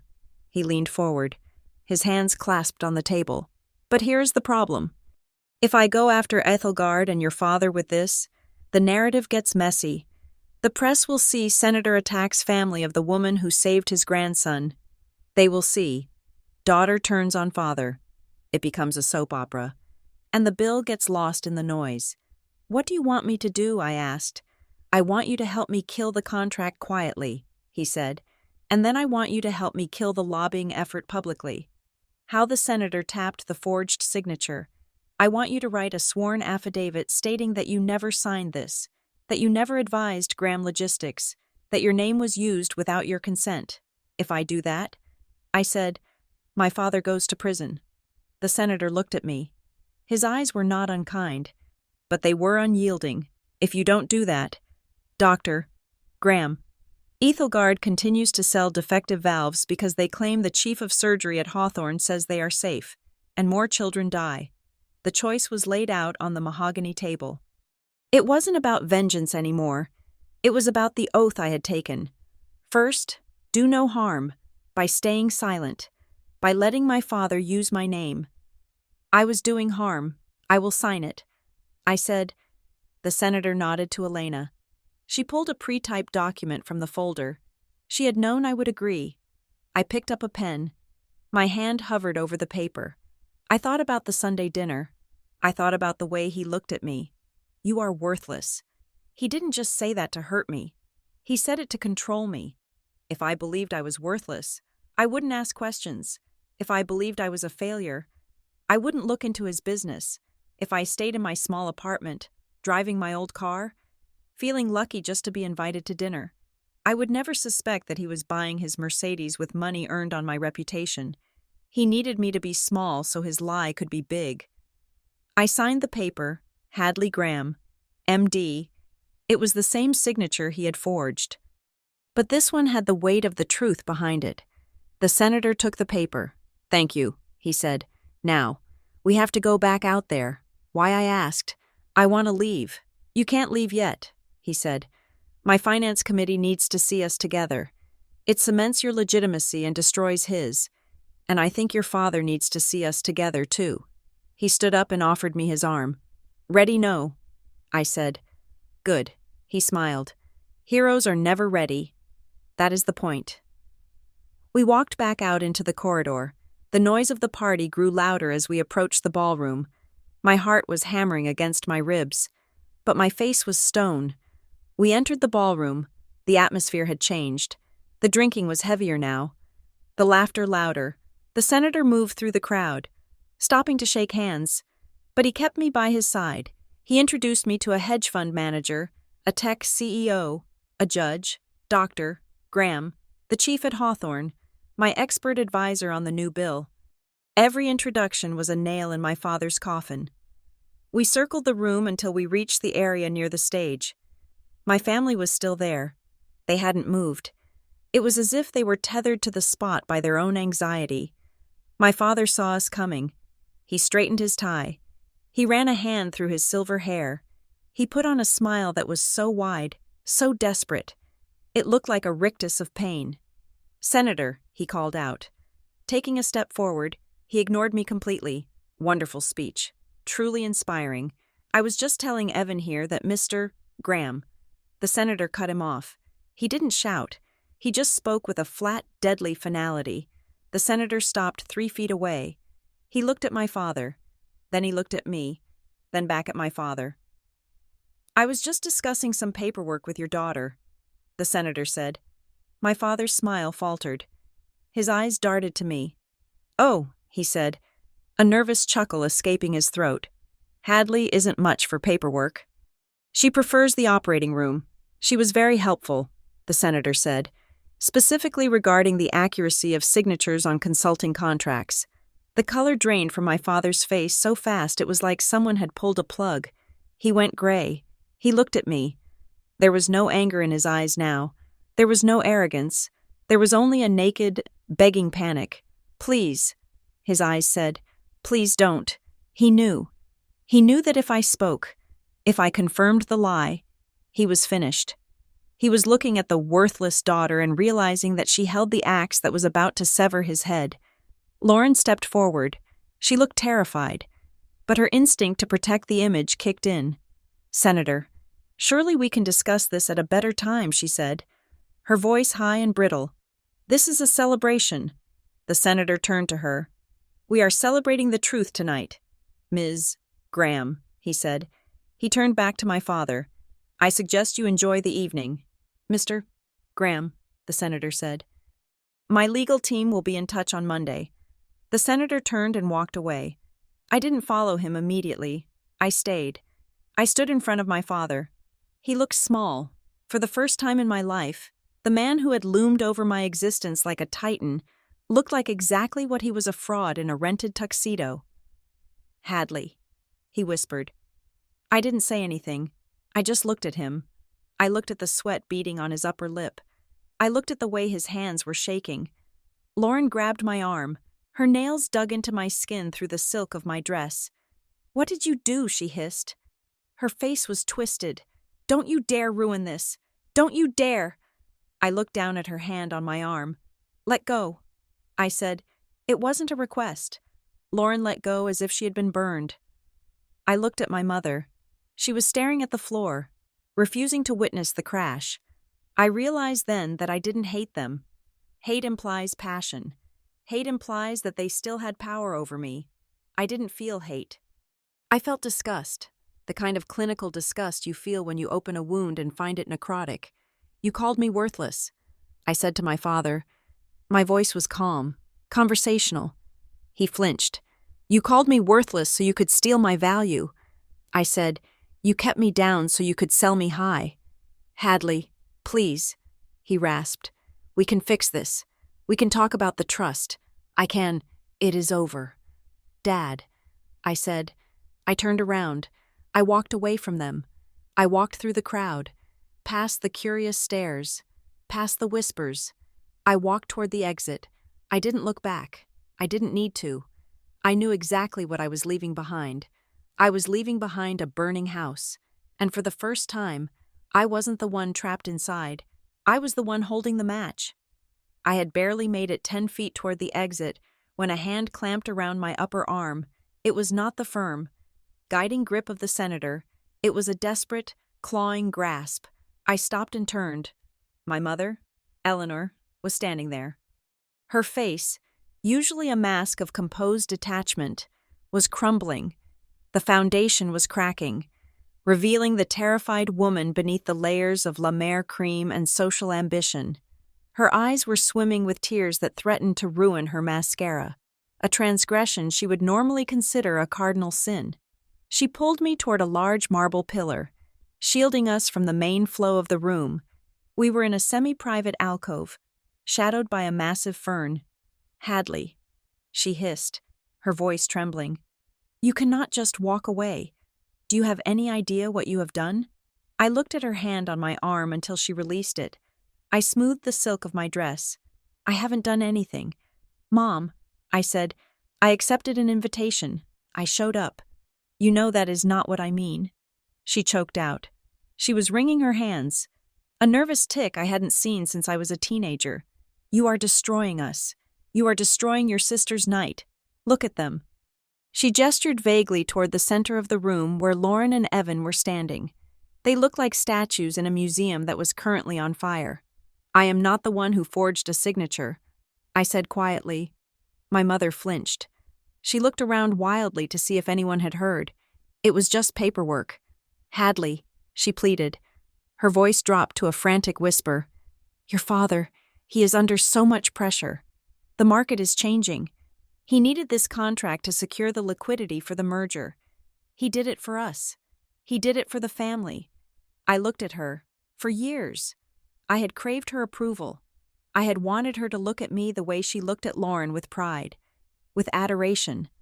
Now, she was looking at me with intensity, but it was the intensity of a beggar. He sold my name, Mom, I said. He put children at risk to pay for his country club dues. He was going to tell you. She lied. I knew it was a lie because her voice went up an octave. He was going to set up a trust. It was for your future, too. I laughed. It was a short, sharp sound that felt like a bark. My future. I repeated. You mean the future where I am worthless, Hadley? Please. She grabbed my hand again. Her palms were clammy. I am begging you. Just go talk to the senator. Tell him it was a misunderstanding. Tell him you gave verbal consent. If you don't, if he launches an investigation, your father will go to jail. I pulled my hand away. Is that what you are afraid of? I asked. The jail time. Or the shame. Both. She sobbed quietly. We will lose everything. The house, the standing, the wedding. Hadley, you are a doctor. You have money. You have a career. Why do you need to take this away from us? I looked at her, searching for a single shred of maternal instinct. I wanted to see if there was any part of her that cared that her husband had committed a felony against her own daughter. I leaned in close. Tell me the truth. Mom, I said, just this once. Are you apologizing because you think what you did was wrong, or are you apologizing because you got caught? She opened her mouth, then closed it. She looked away. That is what I thought. I said, before I could turn to leave. A shadow fell over us. My father had followed us. He didn't look like the titan of industry he pretended to be. He looked deflated. His tuxedo seemed 2 sizes too big for him now, as if his ego had been the only thing filling it out. He stepped between me and the exit. Hadley, he said. His voice was low, devoid of the booming authority he usually commanded. We need to de-escalate this. There is nothing to de-escalate, I said. The senator has the documents. I can explain them. My father said. He was sweating. A bead of perspiration ran down his temple. In business, there are gray areas. Consulting is all about perception. I used your name to give them confidence. It was a marketing strategy. It was fraud. Dad? He held up a hand. Listen to me. I did it to protect Lauren's future. I stared at him. The audacity was breathtaking. Protect Lauren. I repeated. Evan comes from a world we are only guests in. Hadley, my father said, his voice taking on a pleading, explanatory tone. The Hales expect a certain level of pedigree. They expect connections. If I didn't bring something to the table like the Wexler account, like the medical influence, Lauren would be coming into the marriage empty-handed. I had to make us look valuable. I felt a cold rage settle in my stomach. So you stole my value to buy her a seat at the table, I said. He looked at me, his eyes pleading for me to understand his twisted logic. You have your career. Hadley, you are fine. You are independent. Lauren, she needs this structure. She needs this marriage. I was just trying to ensure she had the life she deserves. I took a step toward him. He actually took a step back. You wanted to protect her, I said. So last Sunday, when you looked me in the eye in front of 20 people and told me I was worthless, was that protecting her too? He swallowed hard. I was trying to create distance, he stammered. I needed the Hales to think you weren't involved in the business so they wouldn't ask you questions. I had to discredit you so they wouldn't fact-check the brochure. I nodded slowly. The cruelty had a purpose. That was almost worse than random malice. It was calculated. He had humiliated me not because he hated me, but because I was a loose end in his scheme. You sacrificed me. I said, you threw me to the wolves to save the princess. I am your father.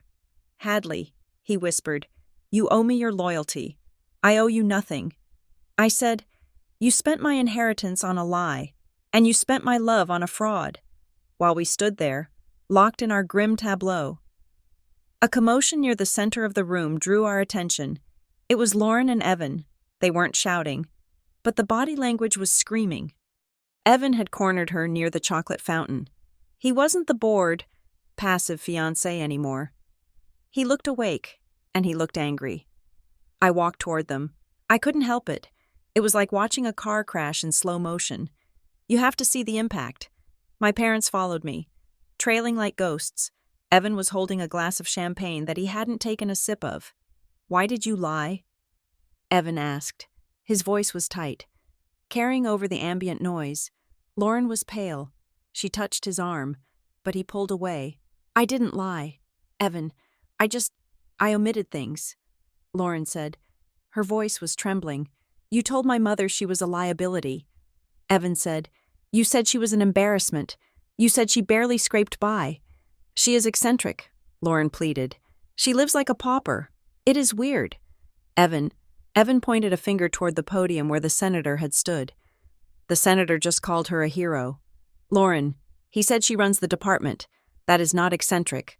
That is success." "Why would you hide that? Why wouldn't you want to brag about that?" Lauren looked trapped. She looked at me approaching, then back at Evan. "Because it is not fair," she burst out. The words hung in the air.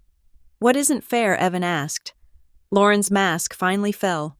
The cool, collected socialite vanished, replaced by the jealous little sister who had spent a lifetime competing for scraps of attention. "She is always the smart one," Lauren said, her voice cracking. "She was always the one with the grades, the awards, the medical school acceptance. I was just Lauren. I was just the pretty one." She looked at me, tears streaming down her face. "I wanted this one thing. Hadley. I wanted to be the one who brought the value. I wanted to be the one marrying the Hale heir. I wanted to be the success story." She turned back to Evan. "If I told you who she really was, if I brought her here and you saw her, I was scared." Evan, scared of what he asked softly. "I was scared you would see that I am not good enough if you compared me to her." Lauren whispered, "I was scared you would realize you settled for the wrong sister." The silence that followed was heavy. It was the sound of a relationship dying, or at least, changing irrevocably. Evan looked at Lauren. He didn't look angry anymore. He looked pitying, and that was worse. "Lauren," he said, "I am not marrying a resume. I was marrying you. But I can't marry a liar." He set his glass down on a passing waiter's tray. "I need some air," he said. Lauren cried out, reaching for him. He walked away. He didn't look back. Lauren stood there, sobbing quietly. My parents rushed to her side, cooing, patting, trying to glue the pieces back together. I stood alone, watching them. "Excuse me, Dr. Graham." I turned. A man in a tuxedo was standing next to me. He looked to be in his 50s, with the sharp look of a career politician. "I am Congressman Miller," he said, extending a hand. "I represent the 4th District." I shook his hand automatically. "I just wanted to say," he continued, "I read your paper on pediatric disparity in the Journal of Medicine last month. The data you presented on zip code outcomes was revolutionary. It is actually shaping some of the policy language we are drafting. Thank you." "Congressman," I said. My father and Lauren looked up. They heard, here was a congressman, quoting my work, validating my intellect. Right in the middle of their meltdown. Lauren looked at me, and her face went from sad to ashen. The juxtaposition was brutal. She had just lost her fiancé because she felt inferior. And the universe immediately sent a congressman to confirm that yes, her sister was indeed a force to be reckoned with. It was a cruelty I hadn't planned. But it hit its mark. Before my father could try to spin this new interaction, the crowd parted again. Senator Wexler was coming back. He moved with purpose, his aides trailing him like the wake of a ship. He walked straight to our little group of broken people. He ignored my crying sister. He ignored my shell-shocked mother. He looked at me. "Dr. Graham," he said, "are you all right?" "I am fine." "Senator," I said, "just clearing up some family business." He nodded, understanding the subtext. "Good. I am heading out. I have a briefing at the White House in the morning." He checked his watch. "But I want to confirm our meeting." He said, "Tomorrow morning, 9 o'clock, at the Institute." "Yes, Senator." I said, "I will be there." He looked at me with a serious expression. "Bring the files. Hadley. All of them. We are going to build a case that nobody can tear down." My father cleared his throat. It was a desperate, pathetic sound. He stepped forward, wiping his sweaty palms on his trousers. "Senator," he said. His voice was shaking. "If you are meeting to discuss the bill and the industry impact, perhaps I should join you." The senator stopped. He looked at my father with an expression of genuine confusion. "Why would you do that, Mr. Graham?" My father forced a smile. "Well, as a consultant, I can contribute the business perspective. I can help you understand the economic realities of the manufacturers. I am sure we can find a middle ground." He was trying to negotiate. Even now, with his head on the block, he was trying to cut a deal. He thought he could talk his way out of a federal crime. Senator Wexler stared at him. The silence stretched out, agonizing and long. "Mr. Graham," the senator said finally. His voice was ice. "I am not looking for a business perspective. I am looking for a life-saving perspective. I am not interested in profit margins. I am interested in why children are dying because people like you think greed is a strategy." My father opened his mouth, but nothing came out. "And frankly," the senator continued, leaning in slightly, "the only reason you are not in handcuffs right now is because your daughter asked me to handle this quietly. Do not mistake her mercy for my tolerance." He straightened up. "You are not invited to the meeting, Mr. Graham. You are not invited to my office. In fact, if I see you near the legislative process again, I will make it my personal mission to ensure your only consulting client is the federal penitentiary system." The senator turned back to me. "See you at 9. Doctor, see you at 9. I said. He walked away. My father stood there. He didn't move. He didn't speak. He just crumbled. It wasn't a physical collapse. He didn't faint, but something inside him gave way. The arrogance, the bluster, the certainty that he was the smartest man in the room, it all evaporated. His shoulders slumped. His face went slack. He looked old. He looked like a man who had bet everything on a pair of twos and had just been shown a royal flush. He looked at me. There was no fight left in him. "You win," he whispered. I looked at him. I looked at Lauren, who was weeping into a napkin. I looked at my mother, who was staring into the middle distance, disassociated from reality. I didn't feel triumphant. I felt tired. I didn't play to win.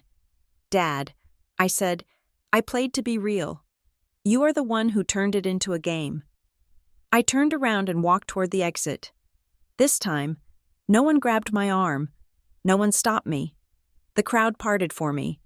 The woman in the navy dress, the hero, the worthless daughter who had just brought the temple down on their heads. I walked out into the cool night air of Manhattan. I took a deep breath. It smelled of exhaust and rain, but to me, it smelled like freedom. I hailed a cab to the Hawthorne Institute. I told the driver I had work to do. And for the first time in my life, I wasn't doing it to prove them wrong. I was doing it because it was who I was. The cab ride back to my apartment was silent, but my phone was screaming. I did not look at it until I was safely inside my living room. The double lock clicked shut, a glass of water on the coaster. The adrenaline from the Pierre Hotel was beginning to curdle into a cold, hard exhaustion. I sat down and placed the phone on the coffee table. The screen lit up every 3 seconds. Mom. 4 missed calls. Dad. 6 missed calls. Lauren, 2 missed calls. And then, the notification that changed the texture of the night. It was an email, not from my family, but forwarded to me by Marin Klein. The subject line was simply, "Heads up." I opened it. The original email had been sent from a generic, encrypted address, something like truthseekerny@protonmail.com, to a list of about 50 people. I scanned the recipients. It was a surgical strike list, the hospital board members, 2 local journalists, the Hales, and several of the high-profile donors who had been at the gala tonight. The body of the email was short, vicious, and written in the breathless, concern-trolling tone of a society gossip column. Subject, the truth about the hero surgeon. Dear friends and colleagues, while the applause at the Pierre tonight was heartwarming, it is important that the community knows the full context regarding Dr. Hadley Graham. While she is a talented technician, sources close to the family have long struggled with her history of instability and professional manipulation. It is an open secret that her position at Hawthorne was heavily influenced by her father's aggressive lobbying and financial contributions to the hospital contributions he is now being investigated for. Tonight's surprise appearance was nothing more than a calculated stunt by a jealous sibling to upstage her sister's engagement. We urge the medical board to look closely at the ethics of a doctor who uses political connections to whitewash her personal vendettas. I read it twice. My hands did not shake. My heart did not race. Instead, a strange calm settled over me. It was the calm of a diagnosis confirmed. I knew this writing style. I knew the cadence of the sentences. It wasn't my father. He was too blunt. It wasn't my mother. She wasn't this tech-savvy. It was the crisis management firm my father kept on retainer. This was their scorched earth package. If a client is threatened, discredit the accuser. They were trying to paint me as a nepotism baby and a mental case to invalidate the testimony I had just promised the senator. They were trying to make it look like I was the one benefiting from my father's corruption. Not the other way around. It was dirty. It was desperate. And it was a fatal mistake. I picked up the phone and called Maren. It was 1:45 in the morning. She answered on the first ring. "You saw it?" Maren asked. Her voice was tight with fury. "I saw it." I said, "I have already called it." Maren said, "We are tracing the IP address. But Hadley, this is filth. They are trying to say your father bought your job. You were valedictorian. You are double board certified. They don't care about facts." "Maren," I said, staring at the glowing screen. "They care about doubt. If they can make the senator wonder if I am dirty, he might back off to avoid the scandal." "So what are you going to do?" Maren asked. I stood up and walked to my bookshelf. I pulled down a thick binder from my residency days. "My father thinks this is a PR war," I said. "He thinks we are fighting over a headline. And he forgot that I'm a scientist." I said, "I don't fight with rumors. I fight with data. If they start playing dirty—" "Hadley," Maren said, her voice dropping to a serious, maternal register, "you do not get down in the mud with them. You do not argue. You do not defend. You play by the rules of truth, and the truth is a hammer." I hung up. I went to my desk. I turned on my laptop. I didn't sleep. For the next 4 hours, I constructed a timeline. I pulled every email I had ever exchanged with my father, which were few and purely logistical. I downloaded the hospital's hiring records, which Maren had given me access to, showing that I was hired 3 years before my father's firm ever donated a cent to the cardiology wing. I scanned the brochure Elena had given me. I scanned the forged contract. I built a dossier. It wasn't just a defense. It was an autopsy of their deception. At 5:30 in the morning, my printer hummed to life. Work-click, work-click. It spat out page after page of evidence. I stapled the document. It was 40 pages thick. I called it Exhibit A. At 6 o'clock, my phone rang again. It wasn't a block number. It was a Washington, D.C. area code. I answered. "Dr. Graham. Good morning. Hadley." It was Senator Wexler. He sounded wide awake, as if he hadn't slept either. "I assume you saw the email," the senator said. "I did," I replied. "My team tells me it originated from a server farm in New Jersey that handles back-end IT for Graham Logistics." He said, "They were sloppy. They panicked. They are trying to discredit me before our meeting." I said, "They are trying to scare you," he corrected. "They want you to think that if you speak up, they will drag your name through the mud until you are unemployable. They want you to weigh your reputation against your conscience." I looked at the stack of papers on my desk. My reputation is built on outcomes.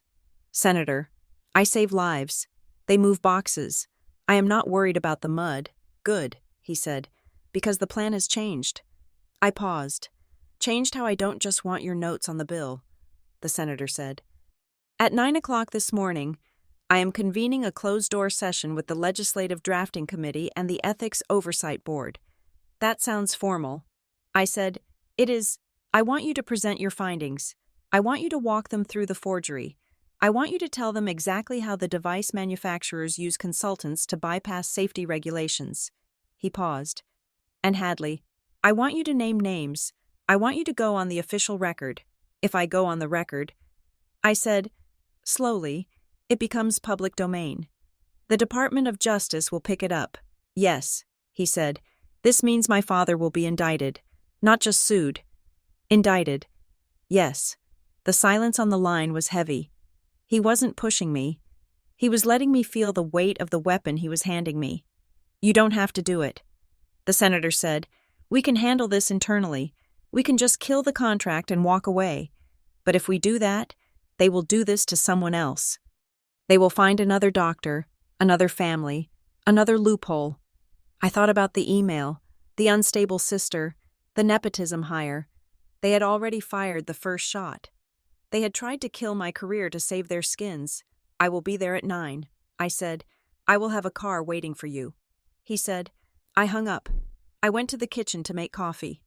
As the machine hissed, my phone buzzed with a text message. It was Lauren. I stared at the preview. It was long. Hadley, please. I know you are angry. I am angry too. Evan went back to his parents' house last night. I think it is over. I am sitting here in my apartment and I feel like my life is ending. I felt a twinge of pity. Lauren was shallow. Yes, but she had been trained to be shallow. She was a product of the same environment that had made me hard. I scrolled down. But please, Hadley, do not destroy Dad. He is terrified. He told me the senator is talking about federal charges. If you testify, or whatever you are doing, he goes to prison. Mom will have nothing. I will have nothing. I know he treated you badly. I know we all did. But is this really worth blowing up the whole family? Can't we just fix it? I read the last line 3 times. Can't we just fix it? Fix it meant hide it. Fix it meant I swallowed the poison so they didn't have to taste it. I typed a reply. My thumbs moved quickly. I am not destroying anyone. Lauren, I am just refusing to be the glue that holds the lie together. You are losing Evan because you lied to him. Dad is in trouble because he broke the law. I am not the bomb. I am just the person who stopped the clock. I hesitated, then added one more line. You should worry less about Dad and more about who you are when you are not standing next to him. I hit send, almost immediately. The phone began to ring. It was my mother. I let it go to voicemail. Then my father. Voicemail. Then a number I didn't recognize, probably my Aunt Carol, the family flying monkey who was always deployed to guilt-trip the dissenters. I turned the ringer off. I checked the voicemail transcriptions. They were rolling in like waves. Hadley, this is your mother. You are being selfish. You are going to give your father a heart attack. Do you hear me? If anything happens to him, it is on your hands. Hadley, it's Dad. Pick up the phone. We can make a deal. I can transfer the trust to you, all of it. Just don't go to that meeting. Don't let Wexler use you. Hadley, think about the family name. They were frantic. They were bargaining with currency they didn't have. They were threatening me with consequences that no longer frightened me. If anything happens to him, it is on your hands. I took a sip of black coffee. No, that was the old Hadley's fear. The old Hadley would have crumbled under the weight of that guilt. The old Hadley would have thought, I must be bad if I'm hurting them. But I looked at the dossier on my desk, Exhibit A. I looked at the forged signature. They hadn't just hurt my feelings. They had committed a crime. They had endangered children. They had tried to ruin my professional standing with that email last night. If I stayed silent, I became an accomplice. If I spoke, I became an executioner. I walked to the window and looked out at the city. The sun was rising, casting a pale, cold light over the buildings. I realized then that they were right about one thing. I was about to kill the family. The version of the Graham family that relied on lies, prestige, and the suppression of truth was going to die this morning at 9 o'clock. But the people, they would survive. They might have to live in smaller houses. They might have to answer questions from prosecutors. They might have to learn what it felt like to be judged for who they were, not what they owned. But they would survive, and if they didn't, if they couldn't exist without the lie, then they never really existed at all. I went to the bathroom. I washed my face. I brushed my hair back into a tight, severe ponytail. I put on my white coat, not the silk dress, the white coat. I picked up the dossier. I walked out of my apartment. A black town car was waiting at the curb. The driver stepped out and opened the door. "Dr. Graham," he asked. "Yes," I said. "The senator is waiting for you at the institute." He said. I got in. I didn't look at my phone. I didn't look back at my building. The text messages were still coming in. I was sure, the pleas, the threats, the desperate attempts to pull me back into the dark. But I was moving toward the light, and I had a lot of names to read into the record. The conference room on the top floor of the Hawthorne Institute was a world away from the gilded excess of the Pierre Hotel. There were no chandeliers here, no champagne flutes, and no forced smiles. The air smelled of ozone, floor wax, and the dry, terrifying scent of federal law. It was 9 o'clock on Sunday morning. I sat at the head of a long oak table. To my right sat Senator Miles Wexler. To my left were 3 senior legal counsels from the Senate Ethics Committee and the director of the National Children's Health Advocacy Group. There were no cameras. There were no reporters. This was the engine room of the bill, the place where the sausage was made. And today, the ingredients were going to be explosive. The senator tapped his pen on the table. "Let us begin," he said. His voice was gravelly but sharp. "We are here to finalize the language for the Children's Health Security Act, but before we get to the clauses, we need to address the opposition." He nodded to me. "Dr. Graham," he said, "the floor is yours." I stood up. I was wearing my white coat over my blouse. It was my armor. I looked at the faces around the table. These were people who dealt in abstraction. They dealt in polls, budgets, and liability. I needed them to see blood. "I am not here to talk about economics," I started, my voice steady. "I am here to tell you what happens when a heart valve costs $40,000 instead of $4,000. I walked them through the cases. I told them about the mother who had to choose between paying rent and buying her son's anticoagulants. I told them about the hospital budget meetings where we had to decide which child got the new device and which one got the older, riskier model because the manufacturer had hiked the price by 200% overnight. I did not raise my voice. I did not cry. I laid the facts out like surgical instruments on a sterile tray. Cold, sharp, undeniable. When I finished, the room was silent.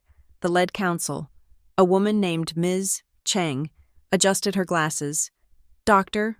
Graham," she said, "this is compelling testimony. But the opposition, specifically the lobbying group Vantage Point, claims that these price hikes are necessary for R&D.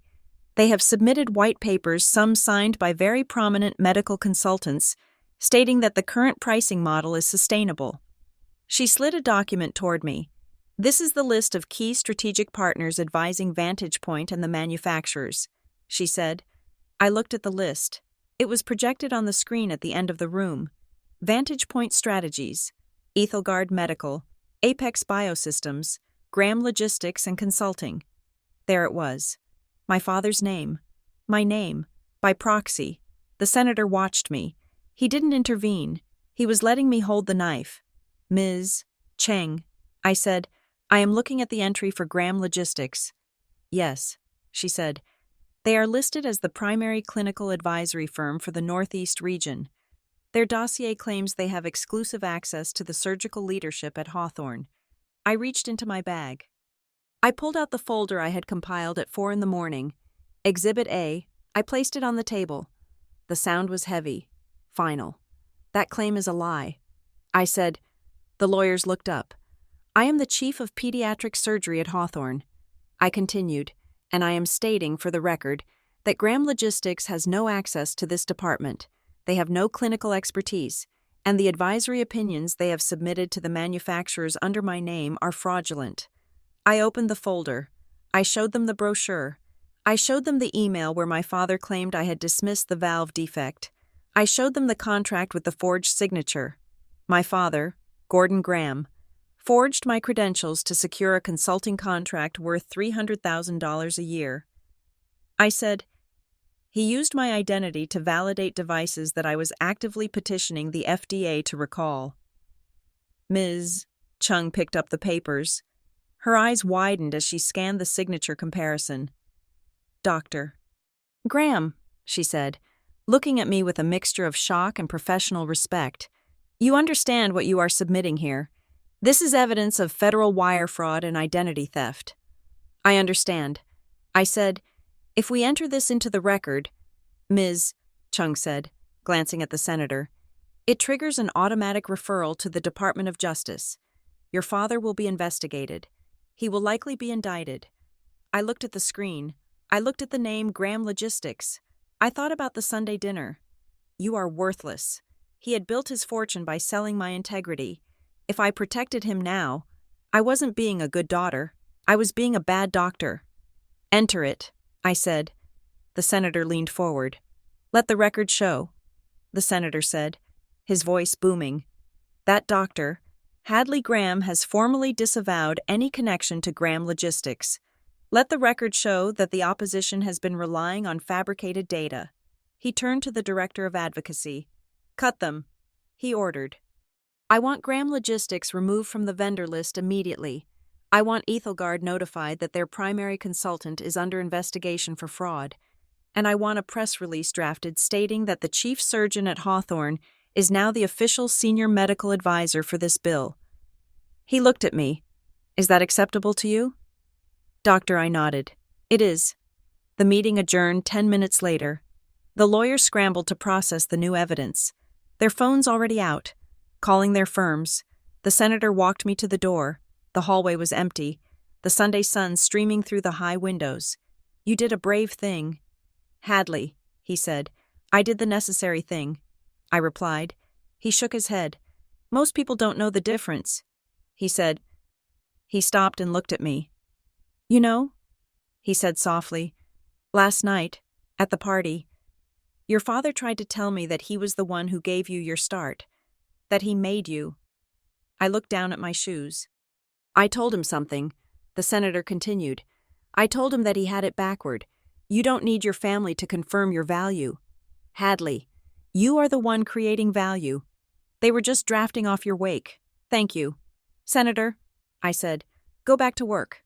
Doctor, he smiled, you have a job to do. I turned to walk toward the elevators. The weight on my chest, a weight I had carried for 20 years, was gone. I felt light. I felt clean. But the final test was waiting for me in the lobby. I stepped out of the elevator on the ground floor. The hospital atrium was busy with the Sunday visiting hours crowd, families carrying balloons, fathers holding car seats, and there, standing near the security desk, was my father. He wasn't wearing a tuxedo. He was wearing a rumpled polo shirt and slacks. He looked like he hadn't slept. He looked smaller than I had ever seen him, as if the air had been let out of the balloon. He saw me. He took a step forward, then stopped. He didn't wave. He didn't bark an order. He just waited. I walked over to him. Lauren was standing behind him. She was wearing sunglasses indoors, hiding eyes that I knew were puffy from crying. She looked at me, then looked down. Hadley, my father said. His voice was raspy. I stopped 3 feet away. I didn't cross the line. I know you met with him, my father said. I saw the senator's car leave. I nodded. I did. Did you? He trailed off. He couldn't ask. He was too terrified of the answer. I gave them the files. Dad, I said. I gave them the brochure. I gave them the forged contract. He closed his eyes. His body swayed slightly, like a tree that had been cut and was waiting to fall. It is over, he whispered. The investigation starts tomorrow. I said, you will need a lawyer, a real one. Not the corporate fixers you use to bully people. He opened his eyes. They were wet. Why, he asked. It was a genuine question. Why couldn't you just let it go? We could have fixed it. I could have paid you back. I looked at him. Even now, at the end of the line, he thought it was about money. He thought he could write a check to cover the cost of his betrayal. It wasn't about the money. "Dad," I said. Then what he pleaded, "What do you want from me?" I took a deep breath. "I want to know one thing," I said. I looked him dead in the eye. "Do you value me because I am Hadley? Because I am your daughter? Or do you value me because I make you look good? Do you value me because I am a credential you can sell?" He stared at me. I waited for him to say, "I love you." I waited for him to say, "You are my child." But he didn't. He hesitated. His eyes darted to the side, calculating, thinking of the right answer, the strategic answer. And in that hesitation, I got my answer. The silence stretched between us. Thick and suffocating, it was the loudest sound I had ever heard. He couldn't say it. He couldn't say he loved me for me, because he didn't know me. He only knew the asset. He only knew the commodity. I nodded slowly. "Goodbye, Dad," I said. I turned to Lauren. She took off her sunglasses. Her eyes were red, rimmed with dark circles. She looked at our father, who was staring blankly at the floor, and then she looked at me. "I am sorry," she whispered. I looked at her. "For what I asked," she swallowed. "Because I measured myself against you," she said. "And because I let him measure us both. I thought if I was the pretty one, and you were the failure, then I was safe. But I was just another product on the shelf." It was the first true thing she had said in decades. I reached out and touched her arm. It was a brief, light touch. "I am changing my number, Lauren," I said. "I need time. A lot of time." "I understand," she said. "If you ever decide to be just Lauren, not the future Mrs. Hale, not the Graham heiress, just Lauren, send me an email. Maybe we can get coffee." She nodded, tears spilling over. "But not today," I said. I stepped back. I turned away from them. I walked toward the secure doors that led to the surgical wing. I swiped my badge. Beep. The light turned green. I walked through. The doors slid shut behind me, sealing off the world of politics, the world of lies, the world of transactional love. I walked down the long, sterile corridor. I smelled the antiseptic. I heard the overhead page calling for a respiratory therapist. I went to the scrub room. I took off the white coat. I took off the blouse. I put on the blue scrubs. I tied the mask behind my head. I looked in the mirror. I didn't see a worthless daughter. I didn't see a political pawn. I didn't see a hero. I saw a surgeon. I saw a woman who could take a broken heart and make it beat again. And that was enough. I walked into the operating room. The lights were bright. The music was playing softly. My team was waiting. "Scalpel," I said, and I went to work. Thank you so much for listening to this story. It was a journey of finding self-worth in a world that tried to put a price tag on everything. I would love to know where you are listening from today. Are you tuning in from the comfort of your home, on your commute, or maybe during a break at work? Let me know in the comments below. I love seeing how far these stories travel. If you enjoyed Hadley's journey from worthless to empowered, please consider subscribing to the Emma Revenge Stories channel, liking this video, and hitting that hype button so we can share this story with even more people. Your support means the world to us.